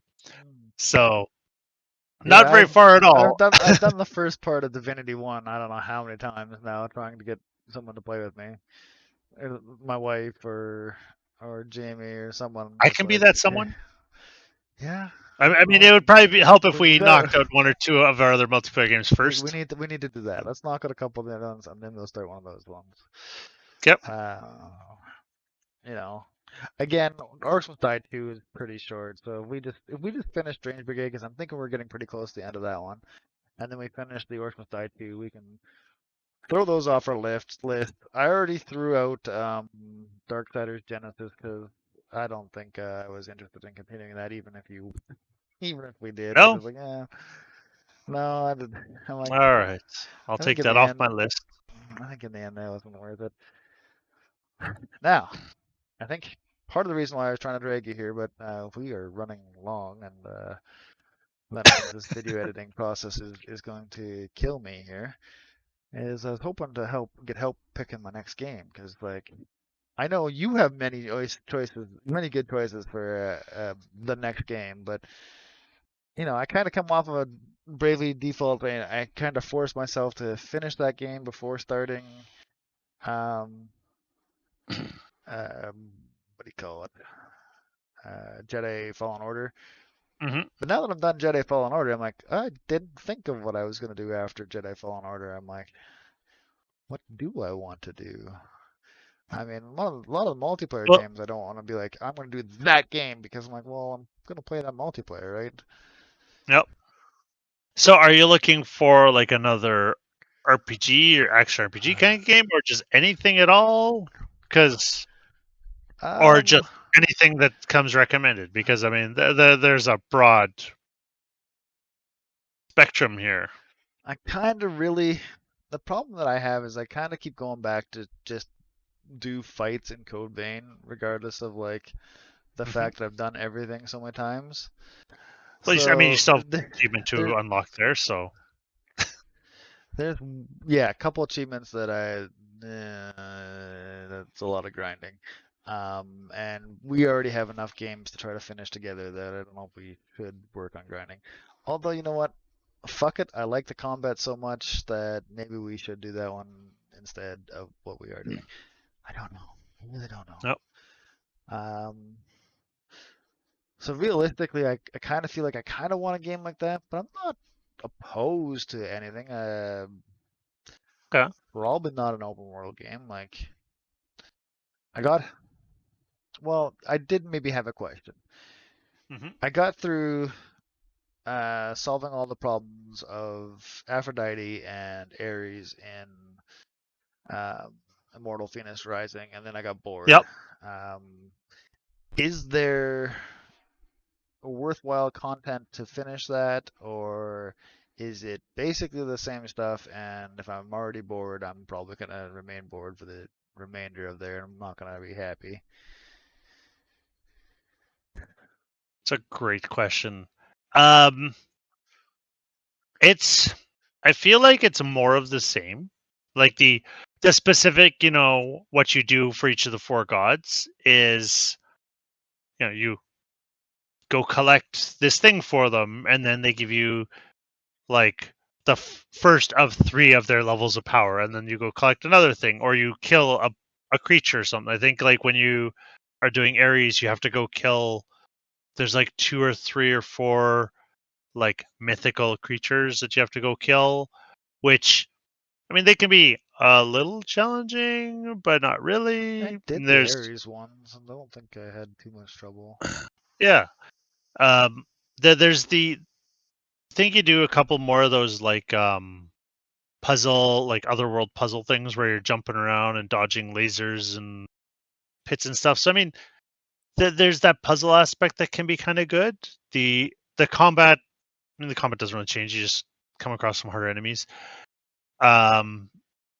The rush to the end boss, I felt was a bit grindy. Not because it was a lot of like just back to back fights, but it's just constantly you're climbing up.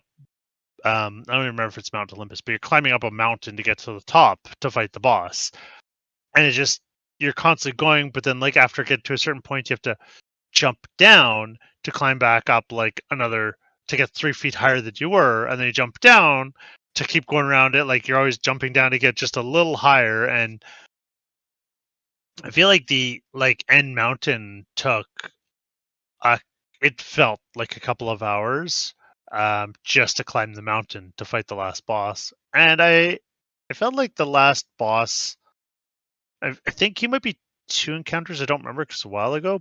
But if he's 1 or 2 encounters, I think the first encounter was disappointing. Like it was just like I fought him and killed him, and I'm like, is this it? Like this is kind of like this is not what this should be. And then they kind of like they have a you know a little clip, a movie, whatever, animation, and then a cutscene, and then you have like maybe a little bit more story or something, and then you have the real boss fight. So that was kind of cool because you're like underwhelmed, and then suddenly you have like probably a decent fight. But if you're at a point already where you're not enjoying the game, it's Well, I might pick it up and probably go, because it's been long enough that I might pick it up and go, okay, the combat's decent enough to have some fun, and the no. stories can't be enough to have some fun. Let's do another god and then put it back down. I just don't know if Mm-hmm. I'm feeling that. Like I have a couple things in my head, right? So first one, can you see my you can see my games there, my GOG. There, I'll click watch stream. Okay, yeah, there we go. Now I see it. All right, all right. So the first one here, Ooh, Vampire. I haven't played Vampire. that one. Now I have. Apparently, I played 11 hours and 13 minutes on my original Xbox One S. Um, and I got to so here's my dilemma. I own it on Steam. I could play it on my nice beefy computer, but I'd have to start again. Or I could play it on my Xbox. I could probably download it on my Xbox One S and play it on a bit better, faster hardware and start where I was starting. Now the problem I had is that I got into a fight that was very hard, and the level up system, you have to go to sleep to level up, kind of like Oblivion. Okay. But when you sleep, bad stuff happens in all the sectors. And so I got into this boss fight that was really fucking hard. That I'm like, I have a lot of experience. If I go to sleep, I could probably level up a bunch of stuff and do it. But what happens, like, because narratively, I'm like right at this fight. Like, so if I turn around and go to sleep in the middle of this kind of narrative like plot line, it feels like it's disjointed, and I'm like, am I gonna get penalized for that? Because literally other times that I've slept to level up, I felt like I got penalized for something. So there is a little bit of Eurojank there. So I'm like, do I start again, go through however many achievements I've had on my computer, get it going, and get back to that, and then figure it out? Do I go over there and try that? So it's a coin toss. Like it clearly wasn't strong enough. Oh, sorry, I closed that by mistake. It clearly wasn't strong enough for it wasn't strong enough for me to stay with at the time. So narratively, there's that. Um, Definitely a contender because I do want to play it. Like it's RPG, it's third person action, the combat pretty reasonable. I just don't know how I feel about like the design choices they've made that are hard to read. Like it's like maybe I'm supposed to feel punished, but I don't know if that was the intent or if they're just bad at what they do. Yep. Hard to say. So that was one of them. The other one is I don't have them, I don't own them, but I want to potentially play Near Autonoma at the very least. Okay. Yep. Yep. Um, That's on my list of it's games to play. apparently an amazing game, but I don't own it. I'd have to purchase it. So, and then Near Replicant, which is a remake of the Near Replicant version one, blah blah blah blah, is a remake of the original Near Replicant, which is a prequel, which came before uh, Near Automata. So potentially I could get sucked into two good games there. Or they could be flop, or I'd buy one and find out it's a flop. I, based on critical reviews, or based on reviews, like based solely on reviews, I feel like you would not find them a flop. I have heard great things about both, and they're like very high on my list for the next games that I would buy, despite having hundreds of unplayed games in my library. Like I keep buying games because they just sound better than all these other games in my library. So I just what's don't the know, tip of me? I don't know. because there's apparently several different combat styles, and every time I've watched it, I'm like, I don't know if any of that combat would feel good to me. Like, Okay. sure, I do get into some action ones. I did play the Devil May Cry, and I did play a bit of Bayonetta 2, and I don't hate that combat, but I also am really looking for um looking for maybe more of a Dark Souls combat. Speaking of Dark Souls, apparently I already own the second and the third on Steam because of course I do. I would Uh, say play Dark Souls 2. uh, I was thinking three, but I don't know, maybe two. I I mean, think you could play 3, and then if you enjoyed enough, you could go backwards. But I mean, I feel like the reverse is a better experience if you play the oldest one you have, even if it's the later games well improve it. they don't have You story as enjoy far as the, they don't have a whole lot of story as far as I can tell. So why not play but the it's most refined version? but it's not That's about the story. Like the thing is, so I'll give you an example. Um, we'll look at Wasteland 3. yeah. Okay, we played Wasteland 3. It's amazing. It's so good. And I was enjoying it so much playing with you. I was like, I'm going to go play Wasteland 2 because I own it and I bought it. And that game is so different and dated. Like it's like playing the original Fallout but not playing the original Fallout. Yeah. It, that it's just not fun compared to Wasteland 3. So it, because I've had the better experience of playing a newer iteration of the same game, I feel like it's ruined my chance to enjoy Wasteland 2. But when I bought Wasteland 2, I was very excited about it because it was supposed to be, um, like a A Fallout 20-year-old game, type yeah. game. Well, I mean, Dark So, Souls 2 is gonna. So, Dark Souls 3, if I play it and I like it, Dark Souls 2 isn't 20 years old, though. It's gonna be closer to it, I think. but that's Um, why I think like maybe because you have both play Dark Souls 2, and if you really enjoy it, you can then go in and be like, okay, Dark Souls 3, what did you improve over the first one? Whereas if you go backwards, you could be like, play Dark Souls 3, you could really enjoy it. Go Dark Souls 2 and be like, oh, like, man, there's a whole man, what bunch of they, shit here that they fixed, right? man, what they fixed is good. Yeah, it's hard to say. It's a So, long game, I mean, though. I could be wrong.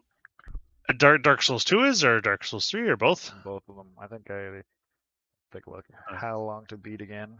What the hell happened Yeah, there? man, I love that site. So good. I definitely use that site a number of times to decide whether or not I'm going to play a game next. Because I mean, I just spent, as we said, 60 plus hours on Dragon Ball Z Kakarot. So theoretically, the next game I'm going to want to play will be a shorter game just to get that satisfaction of beating a game in not 60 hours. The Dark Souls Um, 2 main plus extras is 64 hours. Dark Souls 3 main plus extras 47 and a half. Now, it's I'm still generally comparable. not completionist, so but I'm generally way over the storyline if I enjoyed something like this. Yep. All right. Well, Now, I mean, Dark Souls 3 is a slightly shorter game. It's 17, round up, called 20 hours shorter. But I is should probably figure shorter out what which you is a better want. PC port. Well, maybe. I don't know. Another contender I mean, what about is Metro? Have you played? I know you own at least one of the Metro games, but have you actually played it? Metro Last Light or sorry, Yeah, Metro Last Light, Metro Metro 2033. 2033, and yeah. So I played the first two, and I beat the first two. They are definitely on my completed list. Okay. Um, let's take a look. I've actually completed both of Those them. are on my lists too. I was playing I think Metro Last Light Yeah. and it might have been 2033 actually. I don't remember now. Either way, I was playing one of them. Looks like it was Last Light because Yeah. I have 15 hours in that game. And I You have got to a point where I got one like, second. One second. You have 15 hours into Last Light and you haven't beat it? yeah, Man, I beat it in 8.7. well, maybe I'm a bit slower in moving in these games than you are. I I sorry. also die a That's lot in these. that You wasn't me you like trying to. know, That wasn't you me know trying better to than beat on you. anyone. That wasn't me trying to beat on you. I do apologize. I'm just sitting there going like, those are You, those are they're kind not of like long games. kind of like Call of Duty campaigns. Like they're like Okay. 6 to 7. They're supposed to be 6 to 7 hours, I think. I was just kind of super shocked when you're like, I've got 15 hours of this. I'm like, wait, you're 15 hours? Like, did you play the game twice? Well, I mean, to Did you be fair, crank when the I played difficulty up to these, master difficulty and you're getting your head kicked out? I don't understand. it's it's hard to say because it's probably been many years since I last played them. Um, yeah, it looks like it's been at least 5 years since I last played any of these. So it's hard to say which one of these. And I mean, because I sometimes will open a game on Steam, but then not get around to playing it because kids and stuff. Yeah. That three of these games are actually consistently 15 hours, and one of them is 4 hours. I may have only played 4 hours of 2033 and not any of the others, but I wouldn't know why the other ones actually show me having time. Fair enough. Regardless, I was playing one of them. I was enjoying it for the most part, but I got stuck at some point. And because I'm not the world's greatest first person shooter, in fact, I am like probably in that top or bottom 10 percentile of first person shooter players. Uh, I specifically recall just stopping at one point.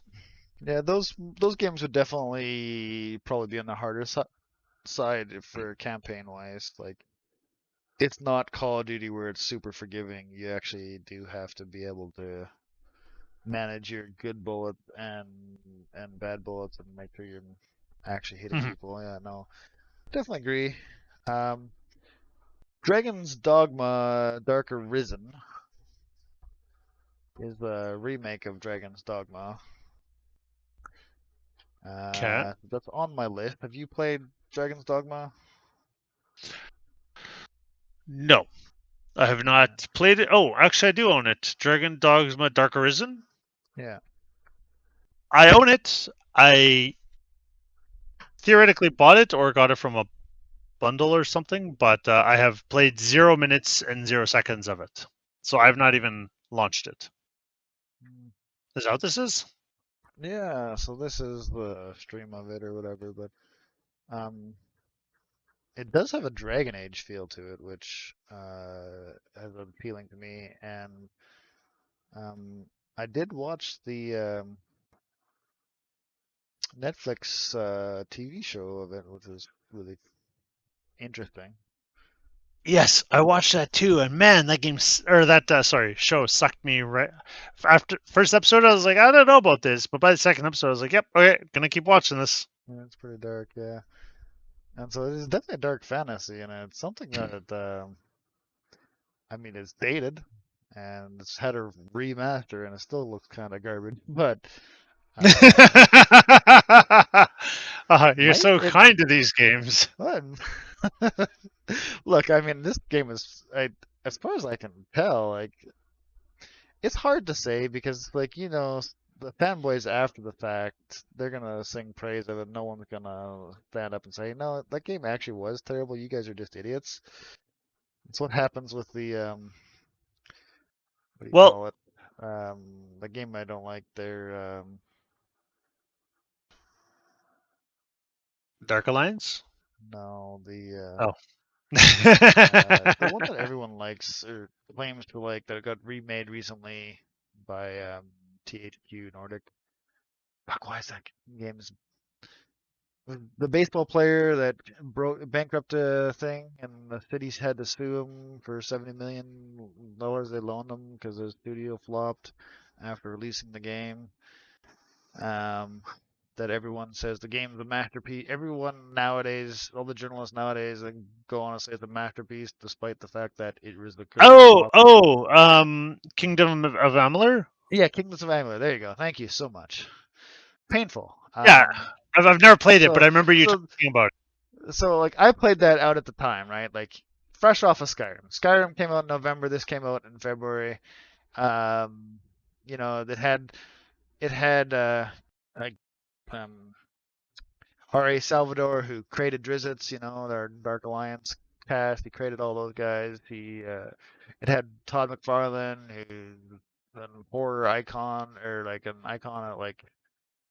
Hmm. horror aesthetics and stuff like that. Like he made a lot of cool shit. Like they signed up a fighting game developer that was like supposedly hot shit, and they hyped the fuck out of this thing, and then it comes out and it's kind of a bland, mediocre piece of shit that was carved up by EA because, of course, EA carved it up to try to make more money out of it. It's like, and then you go to nowadays, and you don't hear the person saying, "Hey, the game actually was shit. These guys are just on crack." They're like, "No, no, the hidden gem is so good." I'm like, "No, no, no. You had Todd McFarlane doing designs for you, and your last boss was a bog standard generic looking red fucking dragon. Fuck you. You had you had Todd McFarlane design you 12 enemies, and you just recolored them throughout the different zones, and that's all you fucking did. Like, there's no aesthetics that made any sense. The combat, sure, the combat was good. The guy that did the fighting stuff, I'm gonna say he actually designed a decent combat system. When you actually put that world, and you put that world up against a good designed game like Skyrim that had just come out a few months prior, it doesn't hold up. I mean, there's a reason why Skyrim keeps selling the shit, and this game is trying to be resurrected from the dead by a company that is just trying to make a quick buck. Like But I mean, I suppose what one comment I would say, like you're right with Todd McFarlane designing enemies, whatnot. You could probably do like so much of the end boss or like just something unique. However, comparable games, say Skyrim, say Dragon Age, whatever, like any other RPG game at the time, open world or otherwise. I mean, what is the common end boss? Dragon Age, Skyrim. They're also just giant yeah. dragons. So I Um, mean, Dragon Age 2's end boss was a souped up Templar. well, Um, Dragon Age 2, but Dragon yeah. Age 1, that was. if no, I'm gonna say I did love Dragon Age. I loved everything about Dragon Age, but you're going through this game like it's so good, and then the end boss, like you get to the end of the game, and it's like, okay, your end boss is a dragon. Yeah. And, you talk about like this. Um, now you have to forgive me because I'm reaching back like 10 years or whenever Dragon Age first came out, Eh, but it's like you're fighting this darkness, this like dark. omnipresent darkness, and it Yeah, and takes the form of a dragon. yeah, but in that game, I'm gonna say you fight what's called the Darkspawn, and the Darkspawn have like a generic soldier, a um, an ogre, and some dragons, of course, and the end dragon, right? So Were there dragons? I couldn't remember if the end boss was the only dragon or not. So um, I don't know because in Dragon Age 2 you fight the dragons early on. Like dragons are a thing you fight a lot in Dragon Age 2 apparently, because Crystal just restarted playing Dragon Age 2. Um, and she was already fighting dragons. I'm like, Jesus Christ, you're fighting dragons already? She's like, yeah, the game's named Dragon Age. I'm like, fuck off. Mhm. Anyways, like, I'm gonna close this for a second. I'm like, okay, so, and then you have the werewolves that you fight with the elves. So you get like, you potentially fight human bandits, undead creatures, dwarves, the golems the dwarves made. You fight all kinds of different. Sorry, the mages, demons that summon. Like you fight all kinds of different aesthetically things. They're like you don't go from like you come out so fantasy world, generic fantasy world on Kingdoms of Amalur. You come out and you're in a forest, right? And so you fight these little these things that have like leaves on their heads, right? And you fight kind of I'm gonna say the elfish. They're elfish looking. So you fight these elfish looking things, and then you fight a couple other different types of creatures. Then you progress and you land in the desert area. And the first enemy you see is that little leaf ball thing that you saw. Only instead of the leaves being green, they're brown. Like, I saw you before. You're just a recolor. Oh, no, Mhm. no big deal. I'm gonna forgive that. And then you fight a brown elf. A brown everything else that they've created. Because you're now in the desert, so everything is brown. They're the same enemies, but they're all brown. Then you Yep. travel to an entirely new fucking continent, and you get to a new area, which is not a desert, not a thing. It's more like a swamp. So now you're fighting purple leaf monsters, purple elves, purple everything else. So I'm like, okay, so you just took the 10 enemies that you got designed, and you just recolored them for the different areas. Because fuck Money, having money, Keith. well, these guys burnt through money. And they were they were gonna launch this game, and they were gonna launch a three part of this game and an MMO, and it was all gonna set up to be a big thing, and they've got all these big names on it, and they wasted their load. And like I said, like for people to come back years later and go, no, this was generally a good game and it just got bad reviews at the time. No, there was a good reason like those reviews were bad because legitimately, I don't believe the game lived up to its hype. Now, that's not to say that you can't like the game. You can love any dumb game you like. I like Fallout 76. I can like Hmm. any bad game I like. Yep. But I'm not going to tell you Fallout 76 is a good game. I spent hundreds of hours in it. I like a lot of what it did. I'm not going to tell you that Fallout 76 is a good game. I'm going to say, hey, Fallout 76 is a good craft of surviving in that world. If you have fond memories of Fallout 1 and 2, it feels Fallout 76 feels way more like Fallout 1 and 2 than Fallout 3 or Fallout 4 did. Hmm. Um, I didn't play the uh, New Vegas one, which apparently I should have, because apparently it actually does feel like Fallout 1 and 2, which probably would have made me happy. Mm, What arguable. does Hard to say. All right. It's it plays like Fallout 3 and 4. It just has stories, I'd say, more comparable to the original Fallouts. yeah. Well, But see, the reason I it like was Fallout, the super reason I buggy when it first came out, though. the reason I compare Fallout 76 to the original Fallout games is because I was very young when I played those games, and I Mhm. put a lot of hours into them. But there's a lot of hours of like traveling the desert, fighting bandits, and there wasn't it wasn't just like the story. I didn't just plow through the story and memorize all the story. I did a lot of the grindy stuff that just wander around trying to figure out what to do next because I probably wasn't experienced enough and I had no one else that was playing these to tell me, so I just had to do them. So I always had like a sense of isolation um, to how that game played to me. It's like there was a lot of hours of me just like trying to survive in the wasteland until I figured out what to do next. And Fallout 76 actually kind of recreates that feel when there was like at the start there because it's basically a lot of hours trying to survive in the wasteland and trying to figure out what to do next. Uh, and that's probably a skewed way of me looking at that. But at the same time, literally how I view it, and then I feel better. But like I said, No, I'm not going. Okay, that was a good game. Oh, that's fucking buggy as shit. no, Um, that's fair. I mean, Fallout 3 starts very comparably to Skyrim, and Fallout 4. I mean, you start in a vacant town, and then you go do an event, and suddenly your vacant town is populated with people, and you have helpers right away, right? So like, you're right. Fallout New Vegas, I feel like when you start, you're just kind of wandering around, not knowing what's going on, and good luck to you.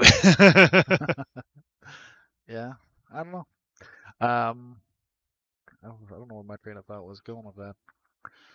I think I was trying to wrap this up sometime today. I uh, mean, it seems overrated. yeah, Um, it's already. Where the fuck were we talking about? we're trying to figure your next game. Oh yes. Um, some Dark Horizon potential, and and and then I think if I went to my subscriptions here, which is the Game Pass, because I love Hold up, can I link Metroidvanias. my Game Pass subscriptions in my Steam? This isn't Steam. This was GOG Galaxy, Oh, that's GOG. Okay, and so I you need can to link. link my I need to link all my stuff in So GOG. in GOG, you can link all of your accounts. Now, my PlayStation So one that isn't explains why working. it looks so much different. My PlayStation one isn't working, but you can filter by the different things. You can filter by installed. So Yeah, I'll have I to mean, I'll have to doesn't work this on figuring doesn't out how to tell me link I this have all. WoW installed, but this is But like, you do. so if I action over this, it'll tell me where I have it. So these ones like, okay, you have them on Steam. You There's can. like some games that I'll run into this, like you have them on multiple platforms. Where's Injustice? Does it call you a dummy when it says that? It's like, yeah, this on multiple platforms, dummy. No. Yeah, so this one's like you have it on Xbox and PS4. Like, probably got it I free. would I probably got it free 1 month at some point in time, and I probably bought I it would on be a one bit and got it free on embarrassed another one. by. No. Anyways, it's pretty good. So, um, what I was thinking is maybe using some of my Game Pass subscription, and where is it? Couple Metroidvanias that are supposed to be super good. Ooh, Ori is great. If you have not played them, play them. Play them. Um, yes, they're so. What I have to say about them, they're the Metroidvanias. They're very pretty. Um, they're fun. Like they're so I played Hollow Knight and Yes. did not enjoy it that much. I might have got past the first boss. I might not have. There's a early in there, like, hey, you have to figure out mechanics and strategies to figure these things, do these things. Timing is very important. Or he's a little more forgiving than that, but it's very fun. Um, I I played the second one first. I didn't beat it. I got fairly well into it, and then some pointed out to me, "Hey, you're playing the second one, not the first one. Why aren't you playing the first one first?" I was like, "I didn't realize I was playing them backwards." So I went to the first one. So, which one's the first one? The The left one, blind I believe. forest one. The Just blind forest, yeah, right? or in the blind forest. Um, and then in the blind forest, you meet the will-o-wisps, I think, and that leads to the second game, which is Ori and the Will-o-wisps. So blind forest is the first game. It's fun. I'm not all the way through it yet myself, so I mean, I can't specifically speak to how the game holds up, but I enjoyed it enough. I think I Well, stopped because I got stuck at a point where I got a little frustrated. I was like, I'm gonna come back to this tomorrow, and then I got sucked into some other game. And so I, the definitive edition of Ori and the Blind Forest, it says main and extras is 11 hours and completion is 12. I mean, that's a pretty reasonable thing. And then Ori and the Will of the Wisp, the completion is like 17 hours. I think those should be maybe 9x on the list while I figure yeah, out what the fuck I'm doing. I hopefully that means I'm fairly close to the end because I'm at 11 hours. But I think I have a whole other kind of like in the Zelda games, you know, how like you have to unlock like a whole area kind of thing to progress. Yeah. Are you at I 11 feel hours like, because you just leave stuff running though? To get well, I mean, cards.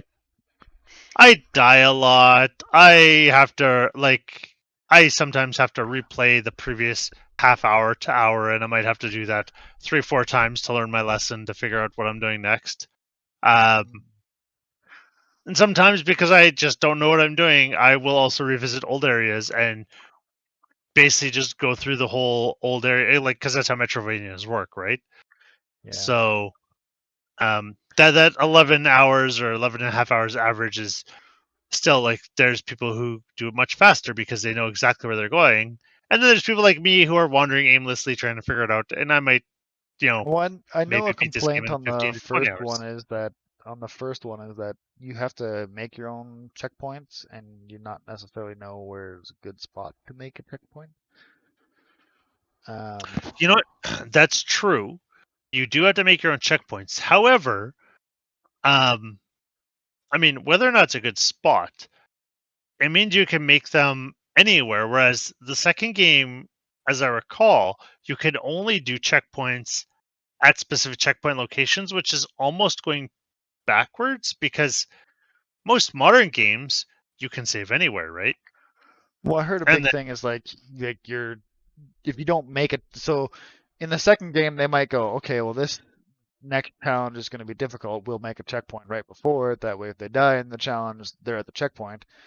But if you don't know that challenge is coming up and you don't make a checkpoint, you might lose an hour or two of progress because maybe you're like, I don't know where to make it, so I made an indecision and didn't make a thing for 2 hours because I might need it later well, and then I'm not specifically saying that I have done that, but I may have done that like 6 times, adding a lot of hours to my playtime. yeah, so I I might don't I know. might only be like 4 hours into this game after 11 hours of playing it. Who knows? Who Who knows? knows, man? Who knows? I'm Uh, I'm not yeah. good at I side scrollers, but I've been playing them enough lately that I think I'm starting to improve on them finally after, you know, 40 years or 35-ish years of gaming. don't know. All right. My Well, thoughts would be if you haven't played Ori and it's something that even moderately interests you, play it. I feel like it will suck you in. You'll enjoy it. But I would also put mm, Dark Souls on your list, like Dark Souls 2 or 3. yeah. I think Dark Um, Souls 2, but if you prefer the idea of going Dark Souls 3, go for Dark Souls 3. I follow the Dark Souls Reddit despite the fact never playing a Dark Souls, and the consensus seems to be Dark Souls 3 is like the best version of that game. Okay. And without a compelling story to drag me through it, I don't know. Because I love the cosmetics of Bloodborne, like the aesthetics Hmm. of Bloodborne, and I even enjoyed the boss fights, but I just got so bored partway through it, and I just gave up. I'm like, So without the what's story, happening now is you're currently selling me on trying Dark Souls 3 and just forgetting about the Dark Souls 1 and 2 that I own. uh, have you owned the Whereas I've been remaster? like, Do you own the remaster of Dark Souls? Like it's the Prepare to Die edition, so I don't know. Yeah, maybe. I know I the original Dark Souls 1 had a very bad PC port, which is again another reason why I might want to check to see if the PC port of Dark Souls 2 is any good before trying it. okay. I know there's a Dark Souls remastered, and I don't own that. So yeah, you might have the bad PC port version, which sucks I might. for you. Yeah. Um, and like Only sucks for me if I play it. the problem the problem is I do so much like that code vein after I've played it and it's got my hooks in me and if its inspiration is Dark Souls, I kind of want to play Dark Souls, Hmm. but I don't generally like the aesthetics of it, and there's no story. And it's like if I had trouble getting through Bloodblade and I loved the aesthetics of that one, I'm so afraid that I'm gonna try to turn on Dark Souls and I'm just gonna be like, I don't like this. Hmm. But that's hard to say because apparently Dark Souls is slower, more methodical, and maybe it didn't have the weird things that it does, that Bloodborne does. I don't know.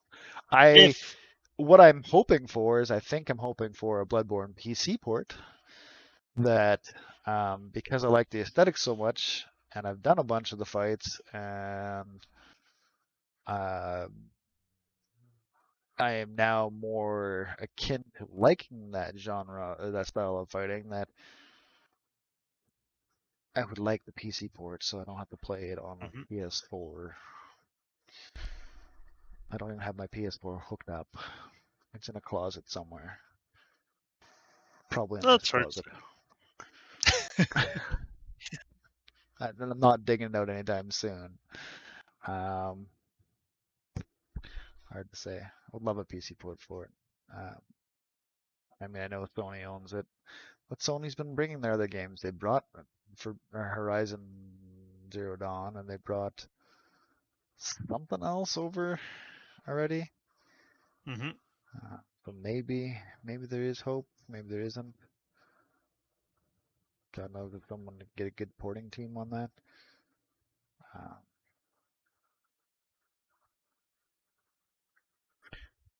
Might be difficult though, right? Yeah. Someone changed the time. Apparently, if you change the frame rate on that game, like it messes with the mechanics. Um, Yeah. so maybe they baked the goddamn. They're like, okay, it's only going to be on a PS4, and it's only ever going to be 30 frames per second. So we've we've baked these mechanics right in, and now they've shot themselves in the foot to getting it onto something that can run it at 144 hertz, which is would be ideal.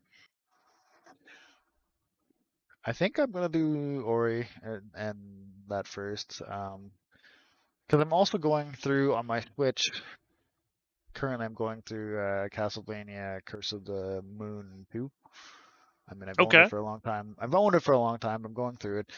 It's they did the fucking thing where they ramped the difficulty up between the first and the second game, so I've been having a little bit more trouble with it. It's Hmm. a fucking difficult game, even with like I don't know if I'm missing something. There's a bunch of shortcuts that you're supposed to be able to take, and I've unlocked all four characters, but I've never figured out how to take any of the fucking shortcuts. And I'm pretty sure you're supposed to use one of the characters to take a shortcut. Um, so maybe I'm just doing something wrong. Maybe I should look up a video for it because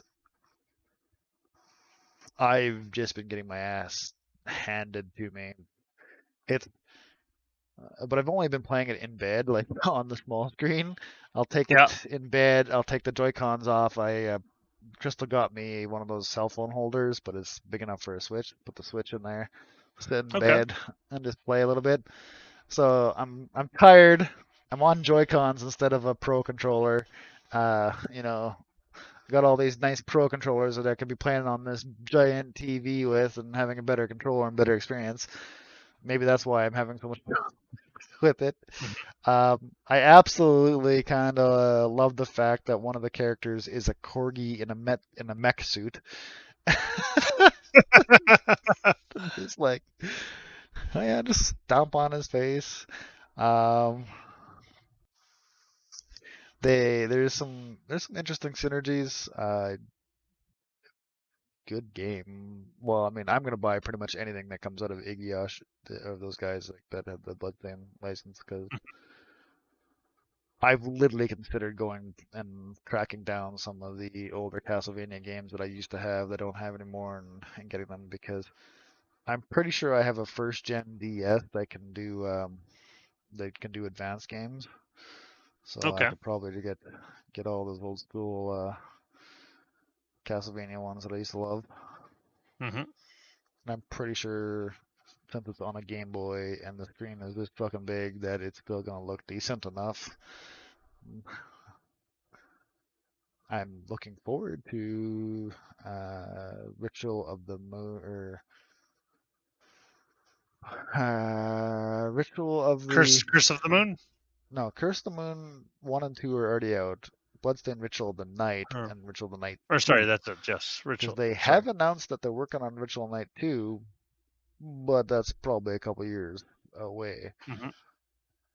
But fuck it, I I did the new game plus. I literally got before I came on, my Facebook gave me a notification saying of where I tagged you in a post saying I may have overdone it with the leveling because in my new game plus of that I broke the train boss by killing it too fast.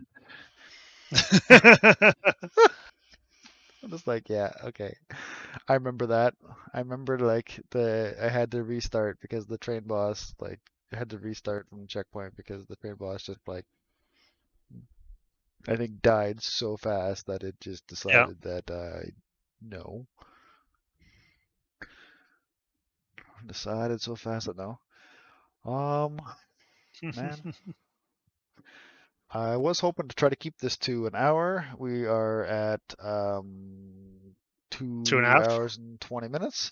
Uh, That, something like that's that. that's kind of like an hour.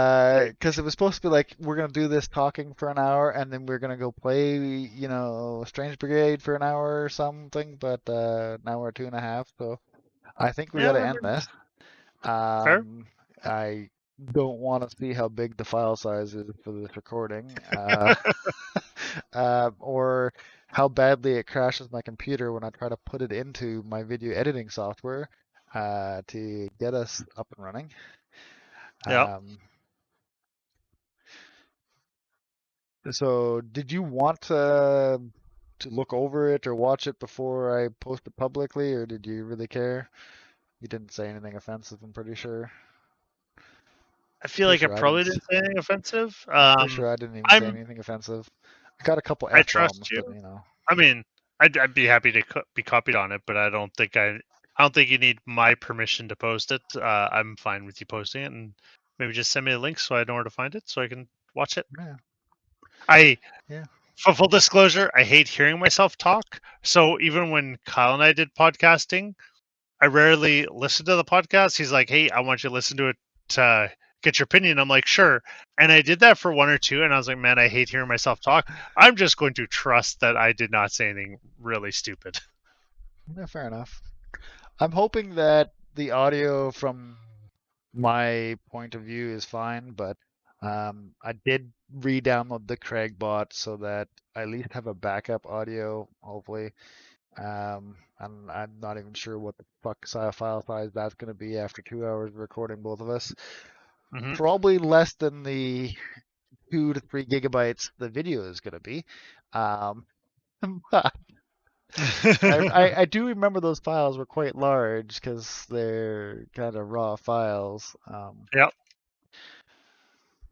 But at least hopefully this way it guarantees me something. Uh, yeah. All Hopefully. right. Well, I'm gonna call this an end. We can stay on the call. I'm just gonna end the podcast part. So, um, if you watched us to the end, be goofy, silly asshole, thank you. I'm pretty sure that's not ever gonna happen, but you know, I want a podcast and I want to talk games, and this has been a lot of fun. All right, so there's the stopping coming.